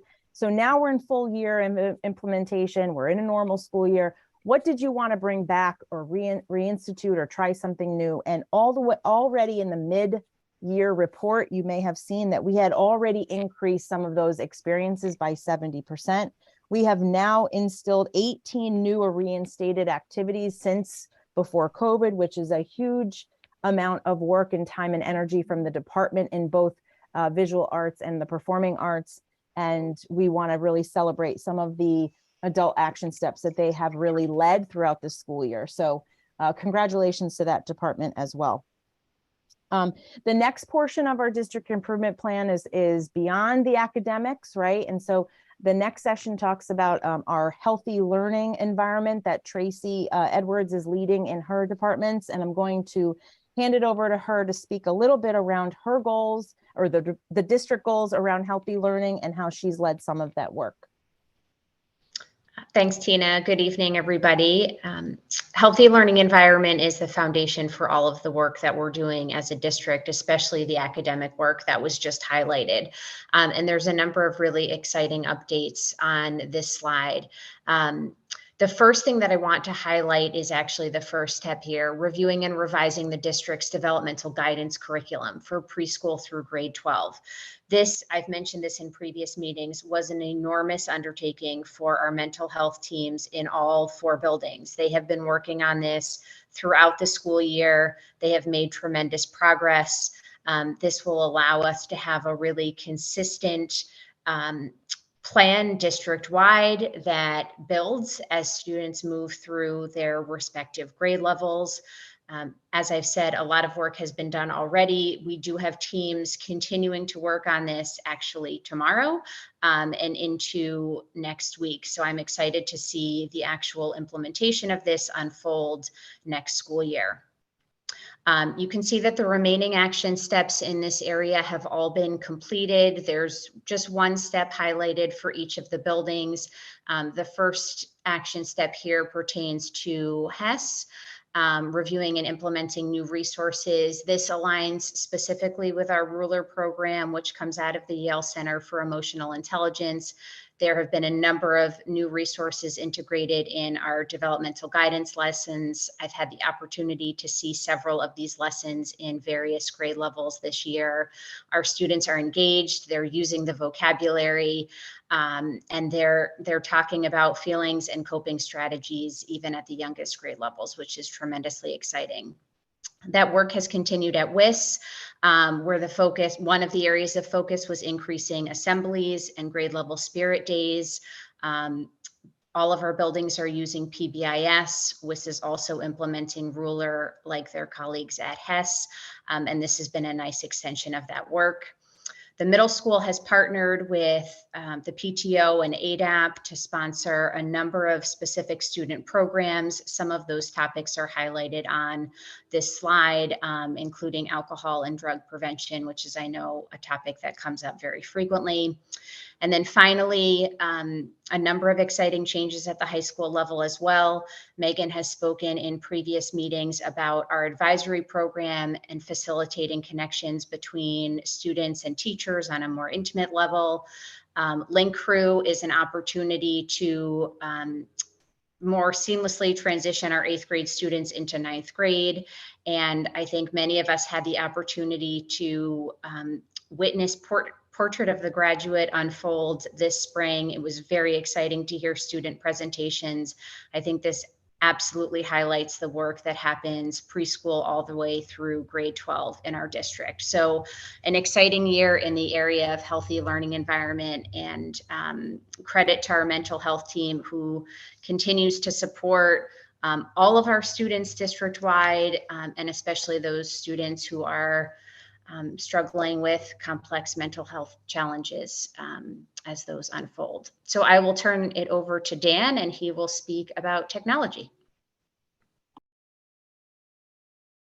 All right, thank you very much. Let me just bring all these transitions here so I don't make a mistake like I did last time. All right, so there we all go. All right, so we had 3 major action steps focusing on data, curriculum, and infrastructure. From a data perspective, I can honestly say the conversations that we've been having, all folks throughout the district, about utilizing data and getting good quality data throughout the year has been really incredible to see the thirst that people have. And as we provide them with data, they're asking for more and more, and they're looking deeper and deeper into the data. So they truly understand that data doesn't give them the answers. It makes them ask the right questions. So we're going to continue on with that over the next few years. This will be a constant target, is that we want to continue increasing the use of Tableau for data analytics each and every year. From a curriculum standpoint, the media specialist and myself have worked throughout the year to align the digital literacy curriculum, to align it with ISTE. We've been working throughout the year, and we will be continuing to work on it throughout the summer during curriculum time. So we're looking forward to finishing up that. And from a technology perspective, we fully implemented this year of our 6-year technology plan.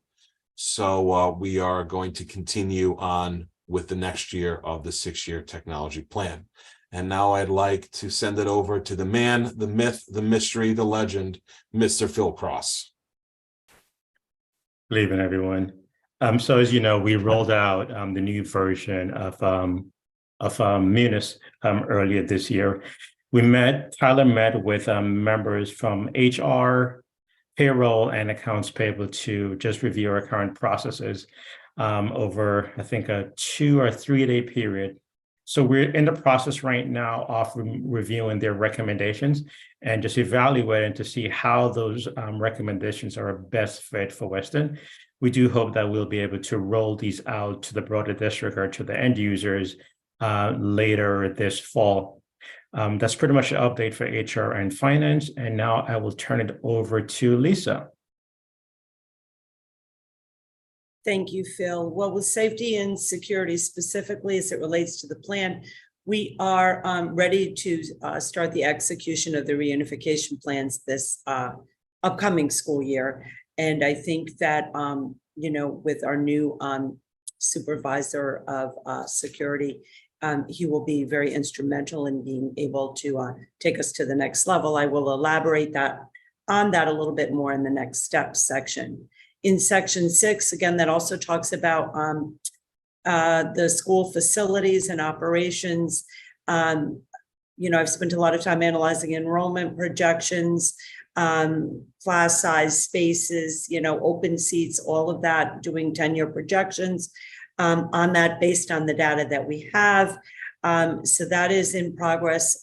We have done some work with the administrative team about their recommendations for an educational plan for the facilities. And I know that next year we will be getting much more into the weeds with the help of Mr. Gordon, who is the chair of that subcommittee. Next steps. So Dr. we're really Engel. excited. Yes, I'm very excited. I know everybody else is very excited too. I will be running the first of what I hope to be many summers of Summer Curriculum Academy.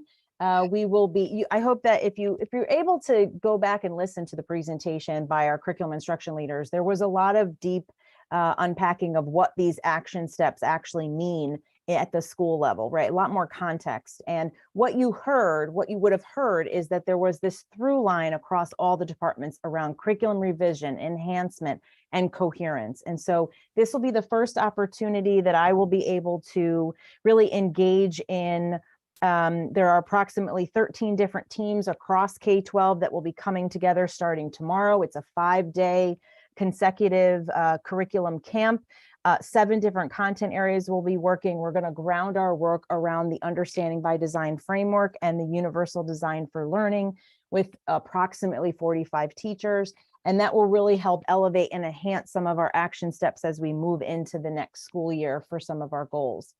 As I mentioned, the next 2 bullets are really trying to take some of the great feedback that we've received from our Tri-State and NEASC visits to help us connect that feedback from those visiting teams into actual steps that we can unpack and start to connect some of our adult actions, our goals, and how what we do in the school matters and how those links to overall student achievement in the variety of areas around academic and social emotional learning. You all may have heard that we are going to be partnering with the Cognitive Coaching and Thinking Collaborative Institute. It will ground our work with the curriculum and instruction leaders around a new coaching model and the framework that we want to ensure that our coaches have to ground their work and ensure that there's a coherence and a support system to elevate and ensure that their accountability around the work in the schools really helps to support those school improvement plans as well. And then finally, for me, until I hand it over to Patty Falber, and you've been hearing this all throughout the presentation, there are still some outstanding performance indicators that we have to present to you, and those are the standardized assessments, both for Smarter Balanced and for SAT as well, and how that information will support our work moving forward. So Patty, do you want to speak a little bit about the next bullet as well and what we've been doing around professional development? Sure. So I think the slides are off here. Okay, here we go. So crafting meaningful and job embedded professional development has always been, is so essential in Weston to helping us support our school improvement plans and our district improvement plans. And this year, our professional development committee really, which is comprised of both school and district leaders and staff members, we developed a year-long calendar, really clearly outlining what school improvement professional development days are, what's district professional development days. And we've come up with a theme this year that's very exciting. It's called Building Connections and a Sense of Belonging, which will really go through the year and really help foster that learning environment that will help students succeed and have a direct impact on their success. That theme will include continuing our work with Ruler and with DBT, fostering a positive growth mindset, developing, cultivating joy in the classroom. And then those are the district. And then in our school improvement plans, our school days, our professional learning days will focus on what's really important to help each of our schools. The next step for us is to analyze our school climate survey data. So you are all aware that we completed school and district climate surveys this spring. Thank you to all who responded. We gathered a lot of rich and informative data that will help us develop goals for the upcoming school year. And I'll turn it over to Laura to talk about literacy. Yeah, so at Hurlbut, we are excited and eager to move into our new curriculum with the new program with the American Reading Company. We've already been doing some prep work this year. We've been looking at the schedule needs and making plans for working on that schedule over the summer so that we make sure that we're prepared for all the components of the new program. We've also been talking with districts who have currently been using the program, and that has been very helpful to talk to colleagues in the area who are using American Reading Company. Our teachers are very excited about this. We've had a lot of preliminary conversations, and we're already looking at schedules for professional development as we move into the new school year. And we look forward to providing you updates on the rollout. Okay, and then I'm next. The big focus at the middle school continues to be sixth grade math. You may remember that this year we piloted the Desmos units, and Desmos is based on illustrative mathematics. We are going to do a full implementation in sixth grade of illustrative mathematics as the curriculum.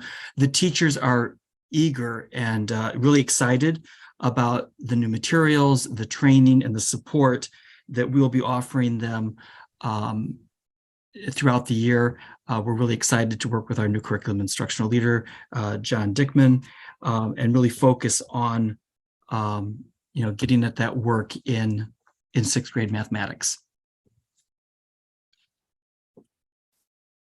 Next slide. As I mentioned before, we still have some follow-up to do. We know that once the SAT and the Smarter Balanced and the Next Generation Accountability, or excuse me, the Next Gen Science Assessment is released, we will come back and provide you with an update around our achievement in those areas. So these are the goals that we've defined in our district improvement plan, but we were not able to report on those tonight because we do not have those assessments ready. They're still embargoed, and until they're released, we're not able to report on them. So that is a next presentation that we're excited and eager to see what those scores look like to present to you and the larger community. Next slide. And I'm going to hand it over to Lisa to talk about some of our other next steps. Sure. Specifically in the area of safety and security, I'm so thankful that you approved the new director of safety and security this evening. That's Mr. Joe Rios. This summer, we will be hiring 2 additional security specialists, and Mr. Rios will be in charge of that hiring. I had mentioned that he will conduct a physical safety assessment of all the schools with the Weston Police Department, specifically Captain Brodacki, through the lens of detect, delay, and engage, which is what Chief Henyon and Captain Brodacki talked about. We are in the final approval stages this week to get the special appropriation for the hardening of the schools. The purpose of the hardening of the schools is, again, to keep the fight outside so that anybody wishing to do us harm does not get into the schools. We had a meeting the other night, and I wish to thank the Board of Selectmen for approving it. We've had an executive session with Board of Finance. We have another open session on Thursday with that. And everyone has just been so supportive with supporting us in that effort. So more to follow. And then finally, Dr. Elliott, you may remember, spoke at our meetings in April and May. She is the trainer that will be working with the administrative team with our threat assessment protocols in August. I believe the date is August 21st, that she'll be working with our building and administrative team. So a lot of exciting work. Next slide.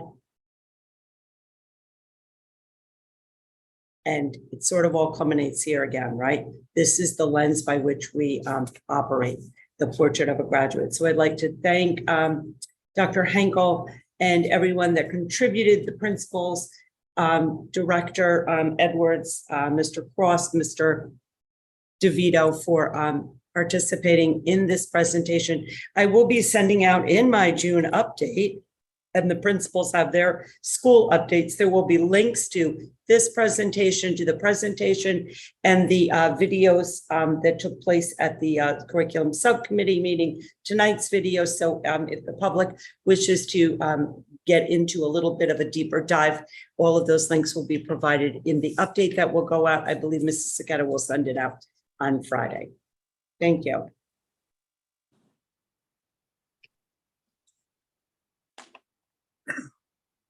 Well, Lisa, Tina, everyone, thank you very much. This is incredibly comprehensive. I don't know if we want to ask questions, if we want to absorb it and come back with questions individually. But it was certainly incredibly comprehensive and leaves, at least in my mind, a lot of food for thought. And there'll be a lot of follow-up, as a result of all the various programs and training that's going to be going on in the upcoming school year. Does anyone else on the board want to make any comments or questions or thoughts?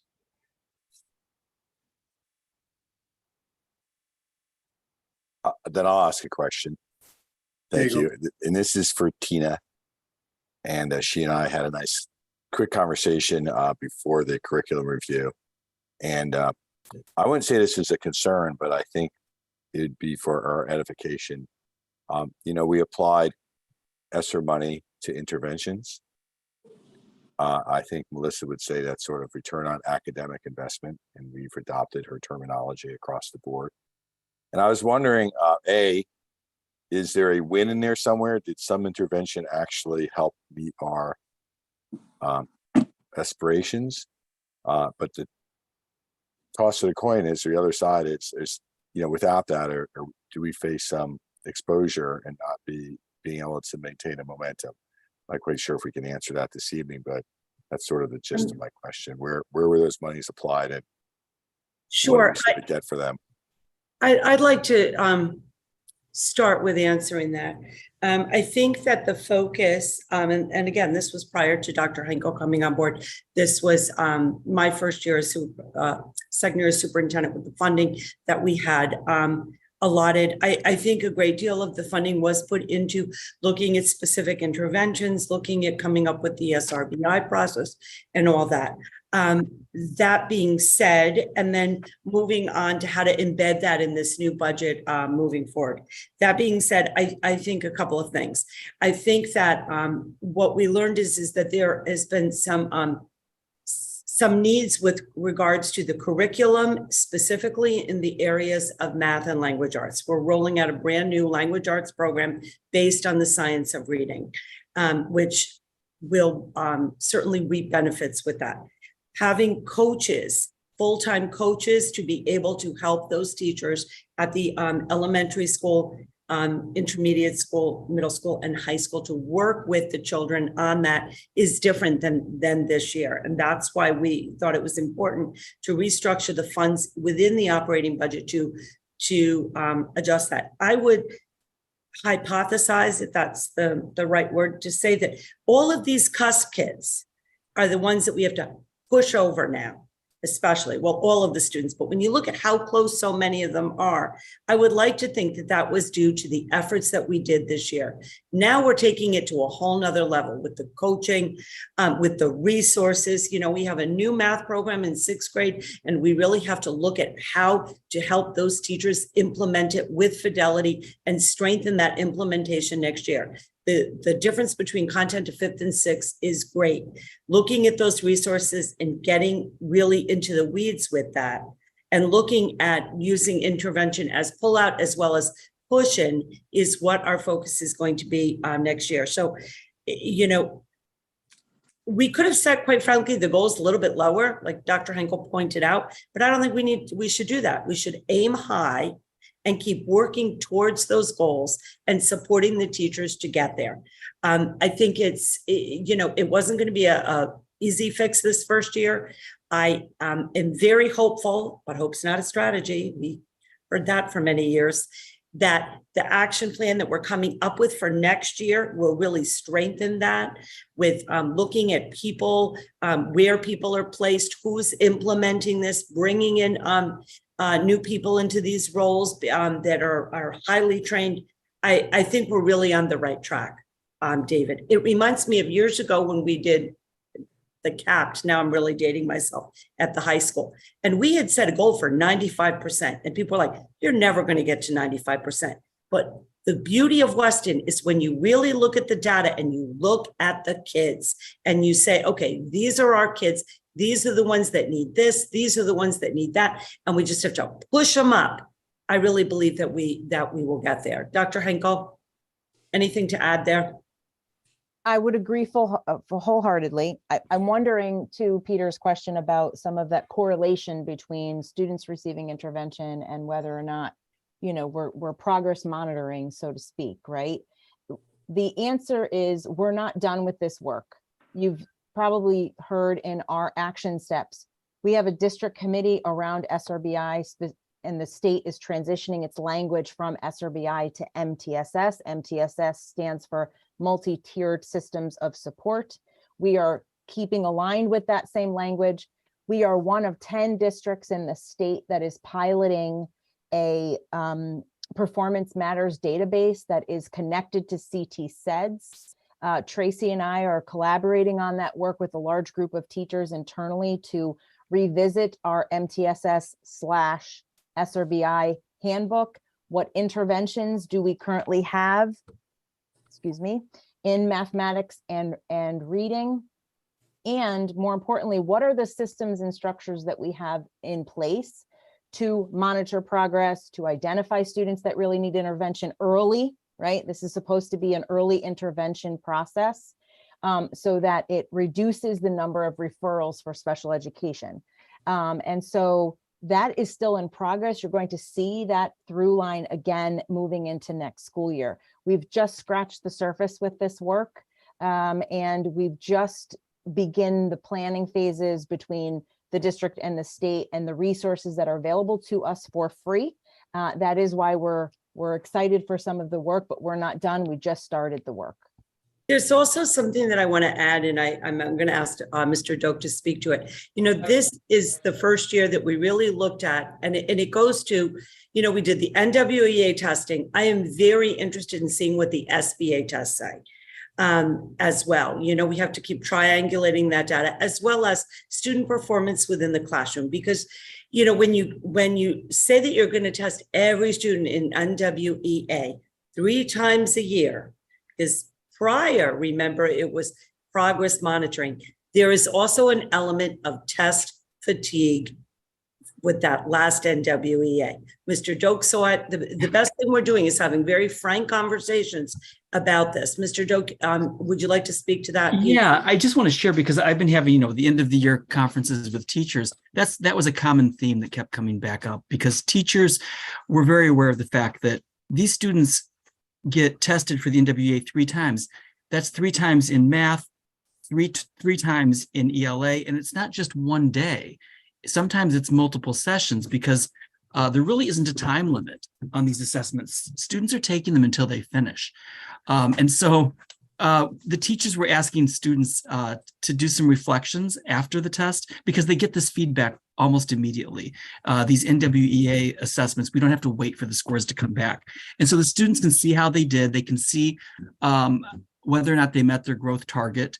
And they were writing in their reflections and talking with their teachers, first of all, how they felt about their performance and what they thought contributed to their performance, whether it was positive or negative.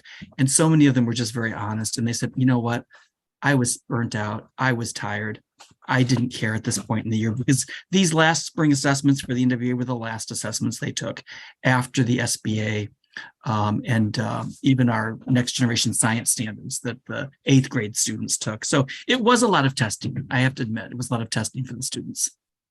And we thought it was important, especially coming out of COVID. We can't lose anybody. We need this data, but I do think it's an interesting point that when we look at some of the scores, we have to remember that they're children. And, if they think, I think it was, I don't know, it was Patty or who said, some of them rushed through because they didn't want to take it anymore. So if they're just guessing to get through it towards the end, you got to kind of look at it holistically.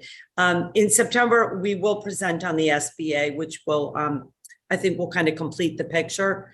But I'm really pleased already with the action steps that we've talked about moving forward, and the Curriculum Academy and all of that. We definitely are on the right track. It's going to take a little bit of time. So the SBA, how many times is that administered? Just once? Where are the parents or the guardians in this whole equation of testing and information and feedback? How is that related?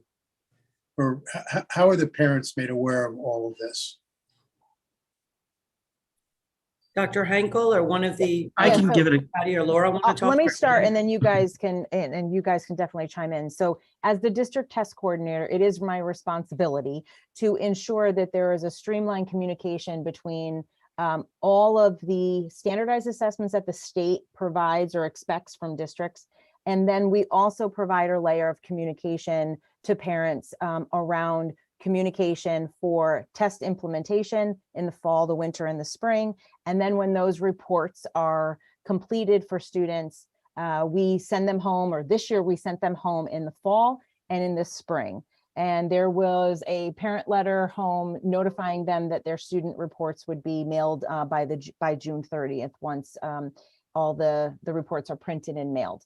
Next year, Dan DeVito, correct. Next year, we're really excited that we have been already planning around the transition away from paper to digital communication and digital access, so that we can communicate a little bit faster once some of these assessments are readily available in our current platform through PowerSchool. Yes? Yes. Use the right language. We've purchased a digital locker add-on or digital backpack add-on for PowerSchool, so we'll be able to put things digitally, make things a lot easier for parents. They'll get everything in a safe and secure way instead of getting mailed or, in kids' backpacks. So Dan Doak, did you want to add anything else about communication with parents? I think you pretty much covered it. We added in my weekly update email to parents, I just remind them of the test schedule and just remind them about, good night's sleep and healthy breakfast. And we just want the kids to do their best. All the principals do that, by the way. They all communicate prior to the implementation of any of these universal screeners or the state assessments by grade, so that they're aware of when it's coming in the schedule. Thank you. I have one question and one comment for future thought. My question is, we talk a lot about the data coming in and it going, that the principals are looking at it, the teachers are looking at it. Could you share a little bit about what the data conversations look like in these meetings to better understand the kids? When we look at a certain percentage, is it making benchmark? We look at them as individuals. Do we look at commonalities across grade, attendance, other factors? What does that process look like? Sure. I would ask the principals to comment. I just actually, it was great. I had my end of the year with Mr. Doak, and he was sharing the data team spreadsheets and all that. So perhaps each principal could comment, but we really look at them as we do everything, individual. Mr. Doak, and then Sure. Davis, and then Ms. Falber. Yeah, and I'm sure it's fairly similar in all of the buildings, but we just met recently with the data team. I think it was 7th grade ELA was the most recent one I'm thinking of. And we look at the data, we look at the students, how they performed the last couple SBAs. We also then have NWA scores. If the students are not meeting benchmarks, they're often called down for a quick screening. And some of them are then getting those services that we referred to, either SRBI or now help me out, Tina, the multi-tiered systems of report, MTSS. I'm going to say it all out, MTSS, until I get used to the new acronym. And it's interesting because we'll see a student who is well below their historic average. We say, what happened? Okay, that's an outlier. Something doesn't make sense. And then we also see those students who are slowly making growth. And sometimes, we can really motivate the students. And there's a couple of students that they knew we were looking at their NWA scores to make a final decision about, for example, math placement. And it was wonderful to see how when they really set their mind to it, they really were growing. And then we look and we look at those reflection sheets as well that the teachers have the students do. So we really try to look at as much data. We also look at some of the classroom assessments and the grades that the students are getting to try to get a whole picture of what's going on and how do these individual assessments help contribute to the picture of this student as a reader or as a math student. So when you identify, wants to add something. Dan, when you identify a student the way you've described, when are their parents made aware of this? So whenever a student is identified for intervention, that's when their parents are contacted. It's usually it'll either be our reading specialist or our math specialist in conjunction with a counselor who will talk to them, because it does change at the middle school. At least it's going to change their schedule a little bit. They're going to miss out on something on their schedule. So that's how the parents are looped in. Thanks. Laura? Yes, it's, I think there are a lot of similarities across the building. At Hurlbut, we have data teams, just like Dan described, 3 times a year for reading and math, where we look across a variety of data for a student. We always want to remember that each piece of data is a moment in time and one indicator. So if we see, maybe a concern in one, like, well, NWEA, looks a little off, we look across all the other indicators we have, it's always a moment in time. Was the student just not, focused that day, didn't take the time on it, or is it really a true indicator of what they can and can't do? So multiple assessments, progress monitoring, checkpoints. At the elementary level, a lot of the work is done individually with students and, with the teacher individually meeting with each child to do assessments, so that, it's a very different picture when you're looking at a number from an assessment versus sitting with a child and listening to them count and listening to them read. You get, a much more complete picture. If students are identified for intervention, parents are contacted by the classroom teacher. We have formal conferences twice a year at the elementary level, but there are many phone calls, conversations, meetings, newsletters that happen between those times. Quite a lot of communication. And Attendance is also looked at, right, Laura? Because yes, I've seen firsthand when someone pulls their student out for a week or two and the student just got out of intervention and then he needed to go back in because he lost his gains. Yeah, attendance, I would say this year was a significant factor. Students coming off of COVID, there were a lot of illnesses in the building. I mean, we saw, I think, record high numbers of attendance letters going out. So it's certainly something we're going to be working on next year. It may have just been, an impact from, post-COVID, everybody getting their immunity back up.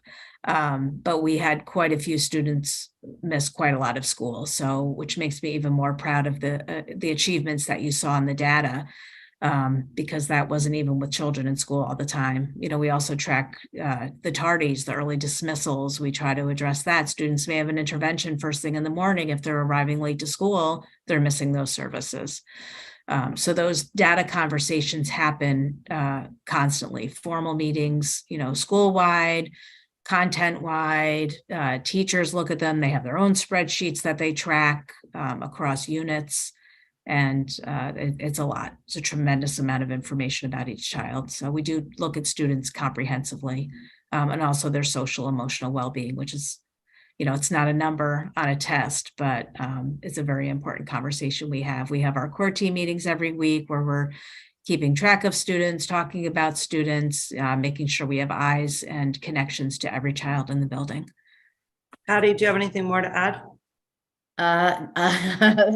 Sorry, I lost my connection, so I just got back in. But no, I mean, but we follow the same as Laura. It's it's numerous. It's lots and lots of meetings. We're constantly looking at students, not even just at the 3 data points, but also in between. We have whenever we have a student who maybe comes up and we're a little bit concerned about.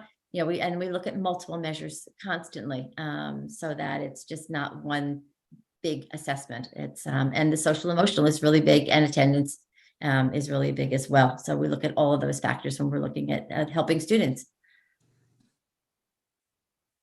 That was great. Thank you. My only other thought was this, a lot of the data that we looked today had the goal we set at the beginning of the year. Did the students exceed, or did they fail to meet the almost a minimum benchmark of what we were looking for in terms of success? Going forward into next year, do you think it would make sense, or can we think about it in terms of goal setting to set a high bar as well? So here's where our top performers are. And the reason I'm thinking about that benchmark is it's given us such fruitful conversation to look at the lower benchmark. If we look at our top performers, are they consistently staying top performers? And can that help us motivate some of our middle of the pack performers to become top performers if we can structure some of our data conversations around a high end benchmark as well? I think it's worth You- an internal conversation for goals. I think as you've seen tonight, you can write goals in a variety of different ways and they can become quite lengthy, right? And so I think the more we can connect some of the action steps, that include as many students in that work as possible, rather than segregating out students and isolating them, I think that may be part of the conversation and the work when we talk about like, what are we actually doing to support all students? We talked about intervention tonight. We can also talk about the MTSS system is not just for students that need academic intervention supports, it's also about academic enrichment and enhancement as well as the chunk in the middle, right? So I think it's worth a conversation. I think it's a good idea for us to talk about. I just want to be mindful of the inclusivity as much as possible when we talk about district goals and district improvement goals. And the action steps related to the work at the school and the district level that will impact all students, right? And if I can add, Bernie, I think where we really need to focus on is, and the principals have done a great job this year, is when you work with teachers' individual goals, they need to look at the group of students in front of them. And so if a teacher has a class, and we clump them together at the district, 3 through 8, K2.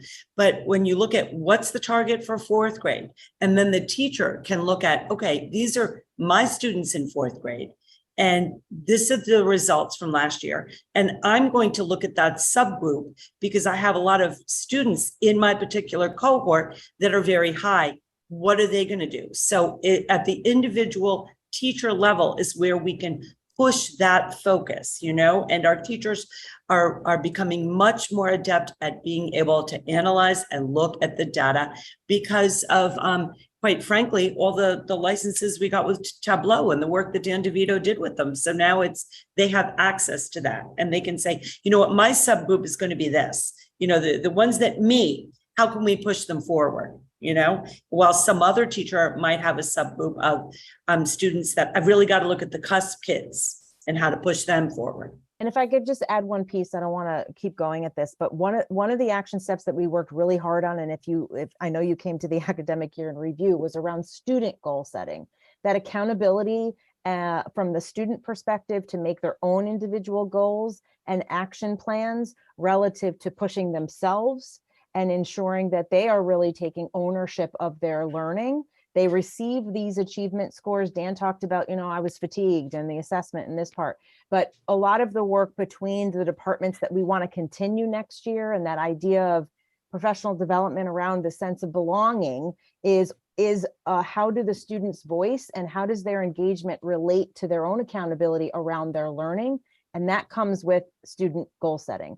And NWA specifically is using that research very, very nicely for teachers. It helps them unpack some of the data so students can actually start creating their own individual goals and then creating an action plan off of it. So we just kind of scratched that surface this year. And I think we've seen a lot of gains when teachers were really embracing that idea and that model. And we want to continue some of that work next year. And that's where some of that pushing that, a high performing student to a higher level might be what you're looking for as well.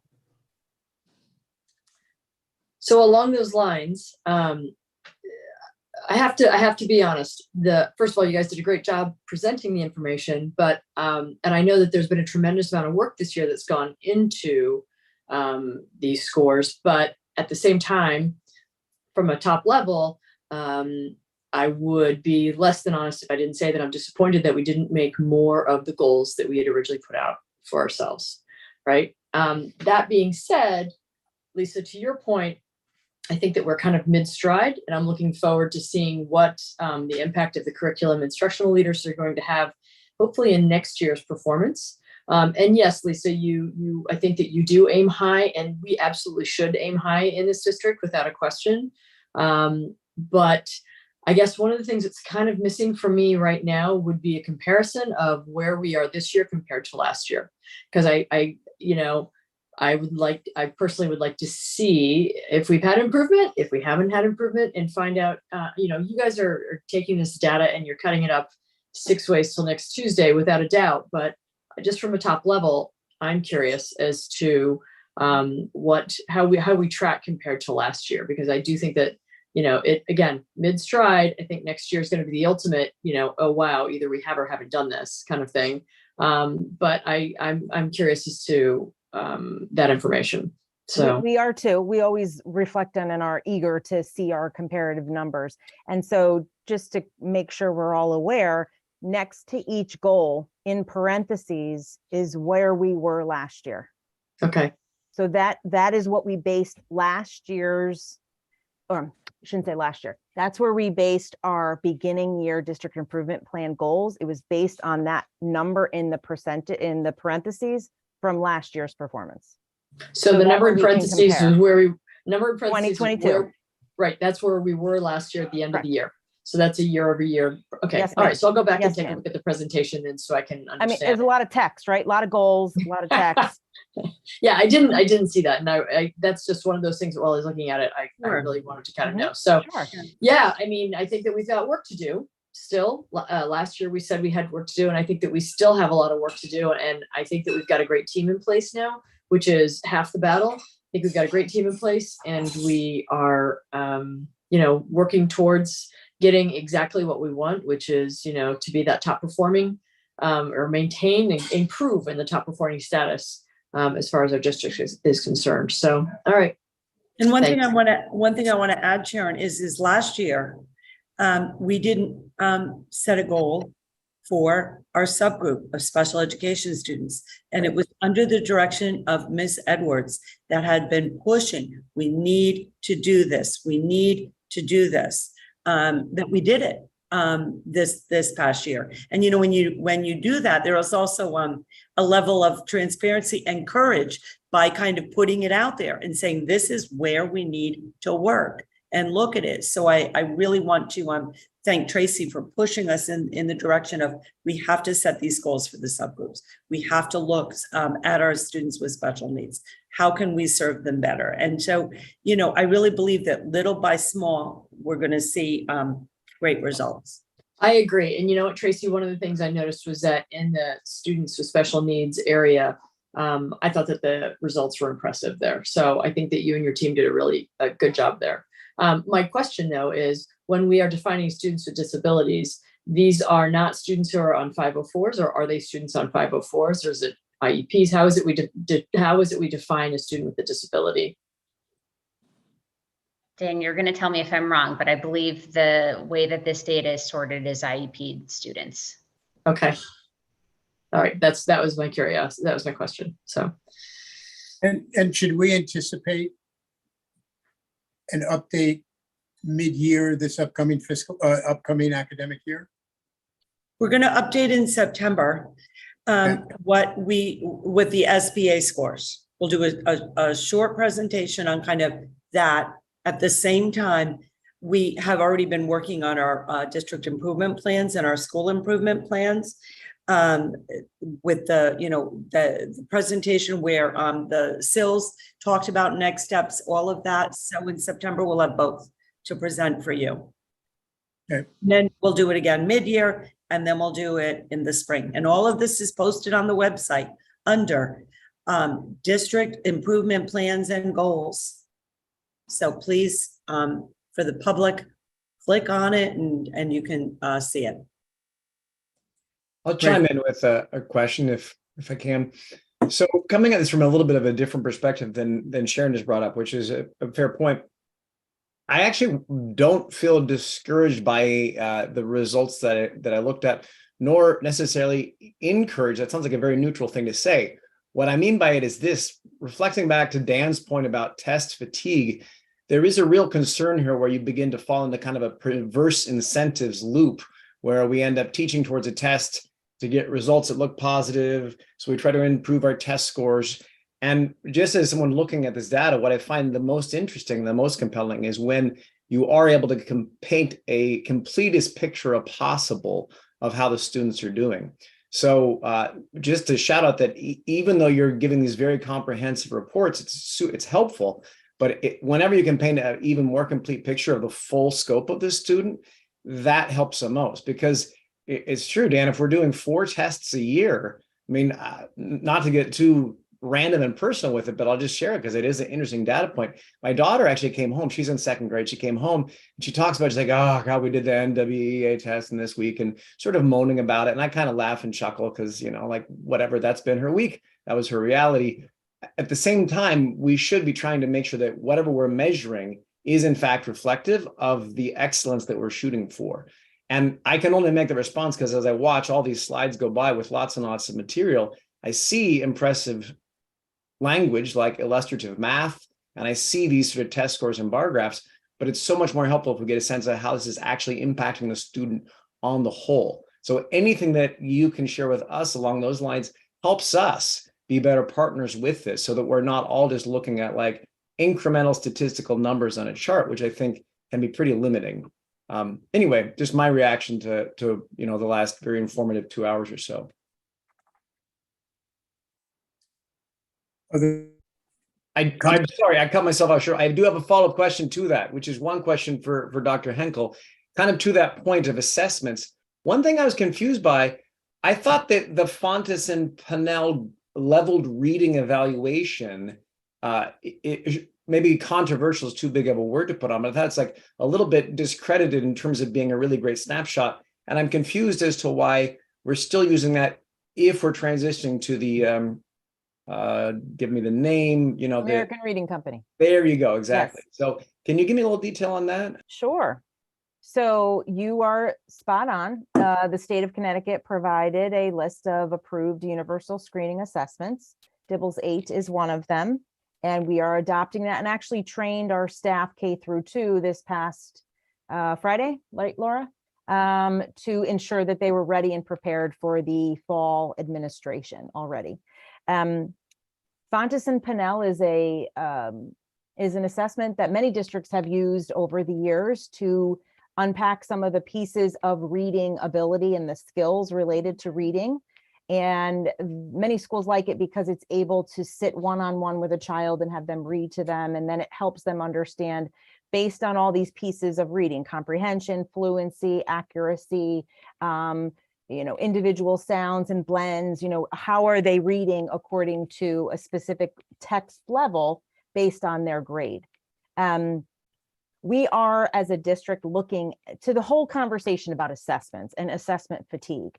We are in deep conversations as a district to determine which assessments are going to give us the most information in one sitting. And if something is redundant, or if something is not giving us information, then the question is, why are we doing it? I'm not going to say that Fountas and Pinnell is going to remain. It may not. But we also don't want to make a hasty decision and say we're going to get rid of something and then that was the wrong decision and we need to bring it back in. So we're being very mindful of the variety of assessments that we have in the district, both at the district screening level and the curricular level. And that's where Fountas and Pinnell will move down towards, which is a curriculum-based classroom level assessment for next year. I'm not going to say that we're going to keep it or remove it. We need some feedback from teachers to ensure and compare the assessments that the American Reading Company will provide around curriculum and compare that to the assessments that we currently have in the district. There is a lot of research and feedback around that assessment specifically, and I'm not quite sure if we will need it moving into next school year. But one thing I know for sure is that it will no longer be the universal screener when we're looking at benchmarks and looking at achievement throughout the year. Okay. Right. Thank you. Are there other questions or comments? Thanks. So let's see, where are we? Safety and security update, just a couple more highlights. Yep. Just a couple more highlights quickly that I'd like to stress. So in my newsletter coming out this week, you will see I introduce our new school resource officer. Many of you are aware that Detective Jose Mogollon was promoted to detective. He gave a beautiful speech at graduation. The students wanted him to speak. The class did.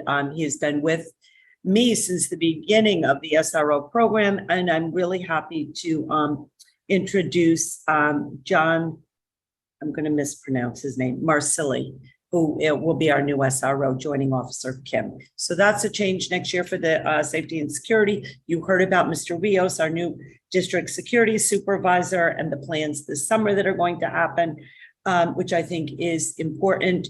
One thing that we want to tell our listening audience is that as a result of the physical assessment, our initial plan is to put Mr. Rios' office at Hurlbut Elementary School in the main office suite there, facing out into the front of the school. Just a couple of interesting things that I gleaned from the preliminary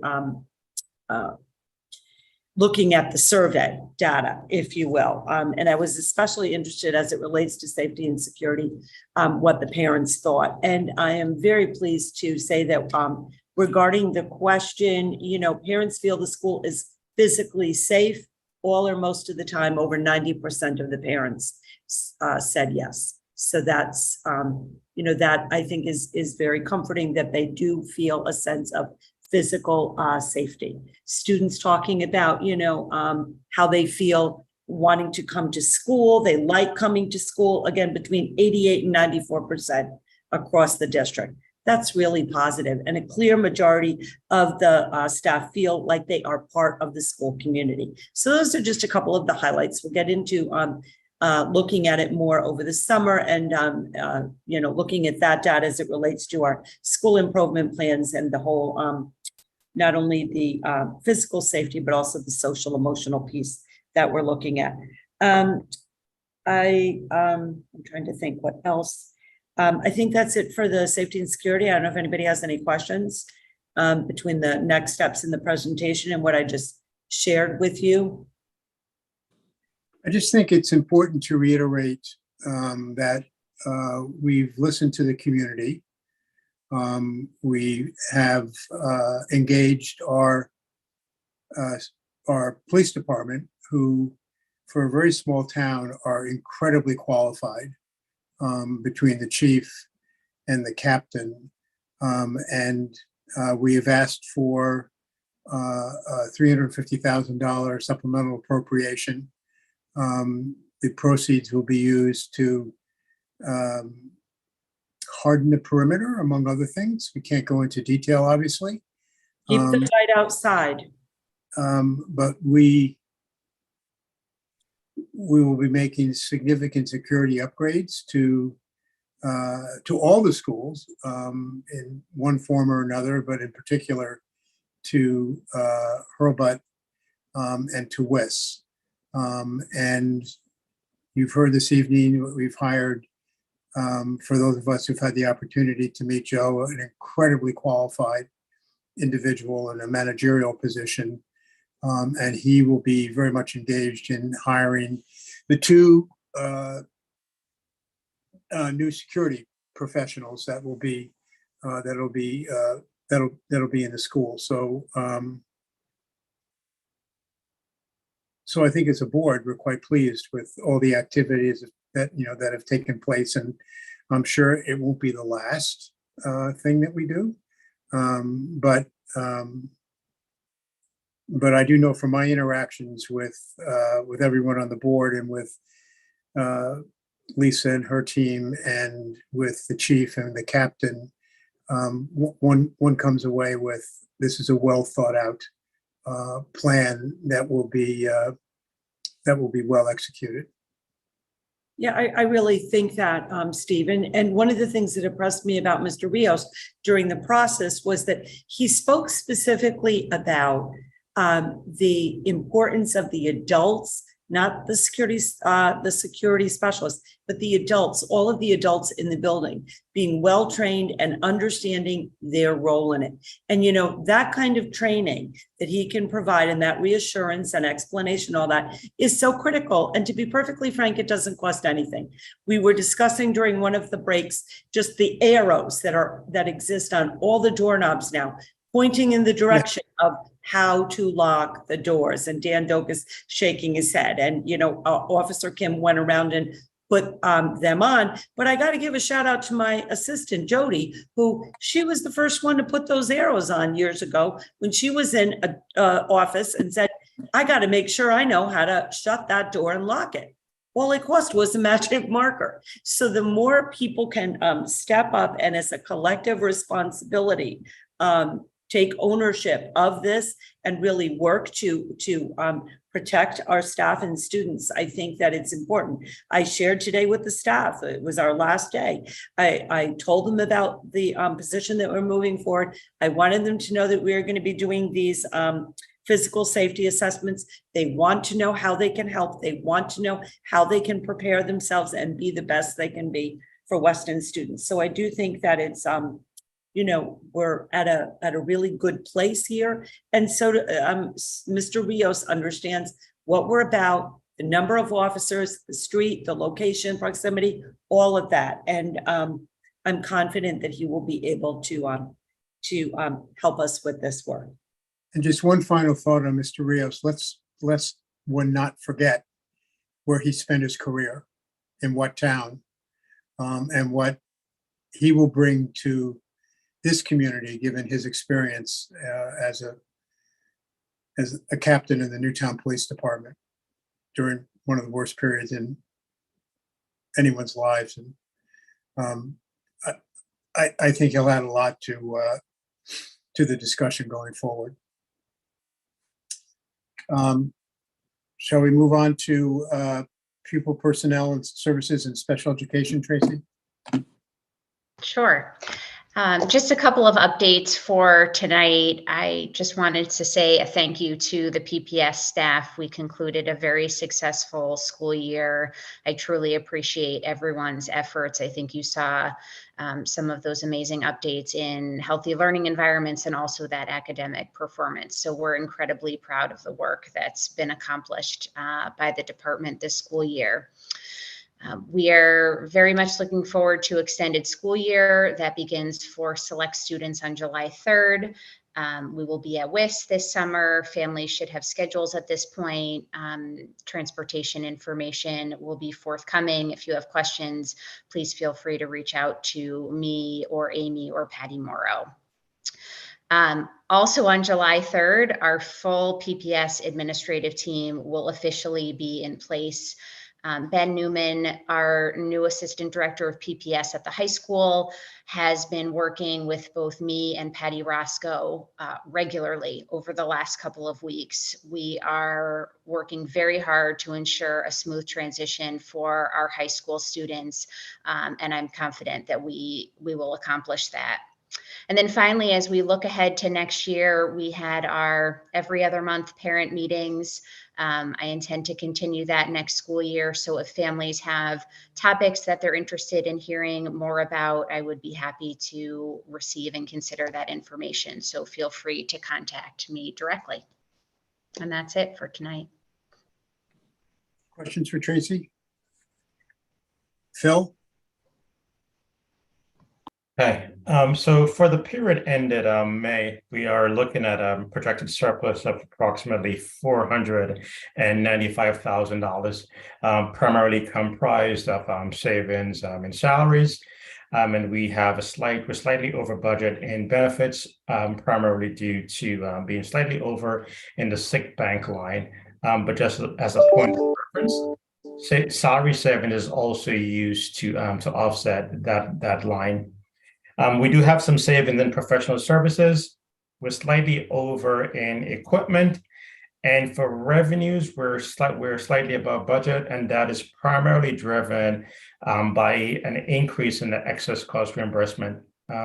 So we were quite conservative in our estimate, and this is because over the past several years, it was really difficult to determine where we will ultimately end up on a reimbursement basis. However, over the past 2 years, things have settled quite a bit, and we have a better sense as to how things will trend going forward. I do believe that the state has also increased the reimbursement percentage going forward. So we're pretty confident of that number in future years. Just as a side note, we did, for end of year adjustment for fiscal year 22, our final adjustment in August was slightly below our projection that we had reported in February. So that will result in approximately $50,000 reduction to the income that will be received by the town for this school year. So all in all, that's pretty much where we are. If we do anticipate that there will be any downward adjustment next year, as soon as we find out sometime in April, we will definitely inform the board of that. What else? Oh, just wanted to point out for that our end of year projection does include a $46,000 expenditure for athletics equipment and also for uniforms. So that is pretty much it for our financial update. And as it relates to dental, we're trending to be slightly below budget. Questions for Phil? Just for everyone's edification, we'll be working over the summer on some purchasing procedures and protocols with the Board of Finance. We're working in pretty close collaboration with them, and which is all good. Working with Mike Ember and Rowan Baldwin. If there aren't any questions for Phil, David, can we have a motion to approve Phil's report? Move that the Weston Board of Education approve the May 2023 financial update. Is there a second? I second. Oh, great. All those in favor, say aye. Aye. Great. Shall we move on to the committee reports? Communications Committee is first. I'll jump on that, and then I'm going to actually have to disconnect. So we didn't have a chance to meet this month. There was what we're working on in the Communications Committee right now, other than any minor improvements to the website, is creating a protocol for how Board of Ed members can communicate with the community as individual board members, so that we can essentially improve, streamline communication, but within the guardrails and parameters in which we're able to do as single members of a board of 7. So that's what the Communications Committee is working on at this time, and hopefully we have an update at the next Communications Committee meeting. Okay. I just lost the agenda. What is the next committee? Apologies. It's CABE. Well, there's no updates for CABE. Okay, I'm sorry, just the whole thing just kind of blew up. Cooperative Education Services is next, so I'll jump on that quickly. I don't have any updates for Cooperative Education Services either, unless this group of people is interested in learning about CHIP's executive director compensation package. So nothing as it relates directly to Weston Public Schools. Okay, thank you. Okay, so then the next update's from the Curriculum Committee. And we've heard referenced a number of times the academic year in review, the June Curriculum Committee meeting, and it's a fabulous meeting for anyone who can go back and take a look at it. Dr. Henkel led the instructional leaders in giving a good overview of K-12, humanities, STEM, and all the specialties. So it's a lengthy presentation, but they talk about it in terms of the area of focus, the great highlights of celebration, the takeaways, and also the next steps. So it's a really comprehensive but also constructive look at where the curriculum's been, what the highlights are, and the work that's going forward. And I think that my biggest takeaway from it was how deliberate and thoughtful and strategic everything that's done in that curriculum space is. So thoughtful around the students. We saw the standardized test scores, which is one piece of the academic puzzle. And this is another huge piece of it, what happens in that day-to-day classroom experience. So I highly recommend you take a look. Thanks, Bernadette. Educational Optimization Committee, Peter? I think the superintendent covered that in her facilities. It's sort of morphing into sort of two areas. One is hardware, the other is sort of outcomes. And we'll return to some long-term thinking on the outcomes, I guess, when we meet late August. But it's driven around things like applied physics and AI, sustainability and performing art spaces. So it's moving forward. A lot of interesting opportunities there. So I'll leave it at that. I think we'll cover that late in the summer. Right. The next is the Finance Committee. We heard Phil's report. We also had a discussion about facilities, just a couple points there.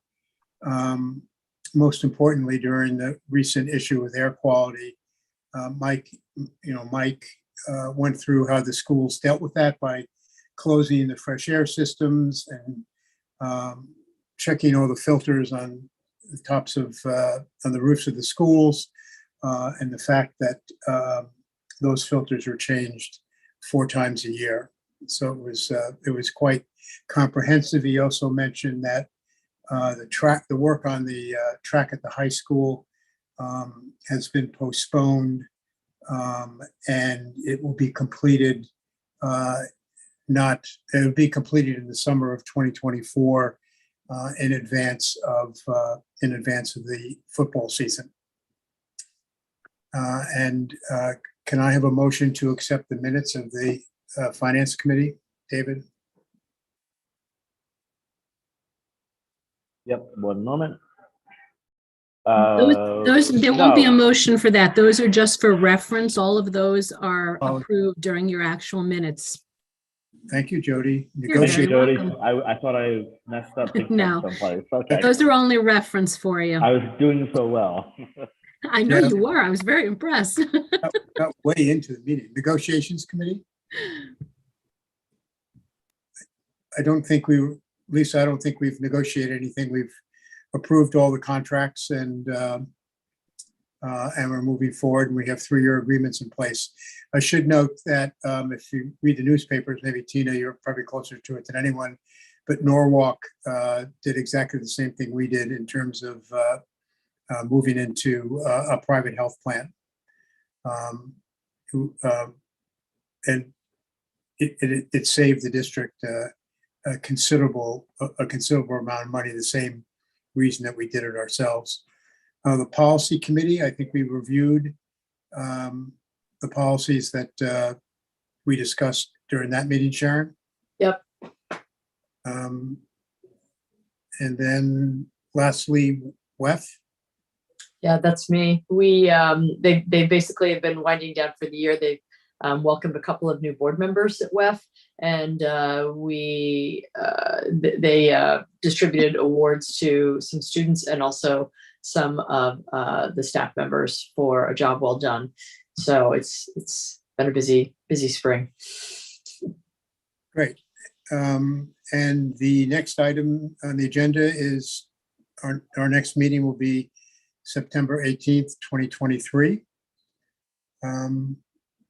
And I think you're going to say something, Lisa? Yeah, one thing, that's the next regular board meeting. We are looking to organize a board retreat. We have a couple of dates in mind, one being the first day of school, the afternoon, but more information to follow. We may actually need 2 dates for the retreat because I think it might be helpful for the board.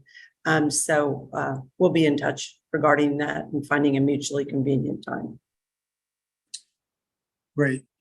And I do think as a board, we should compliment everyone on this call and everyone in the school community that provide education to our children. I know my experience over the past few months having joined the board has been extraordinary. It was culminated by high school graduation. That's just quite an event.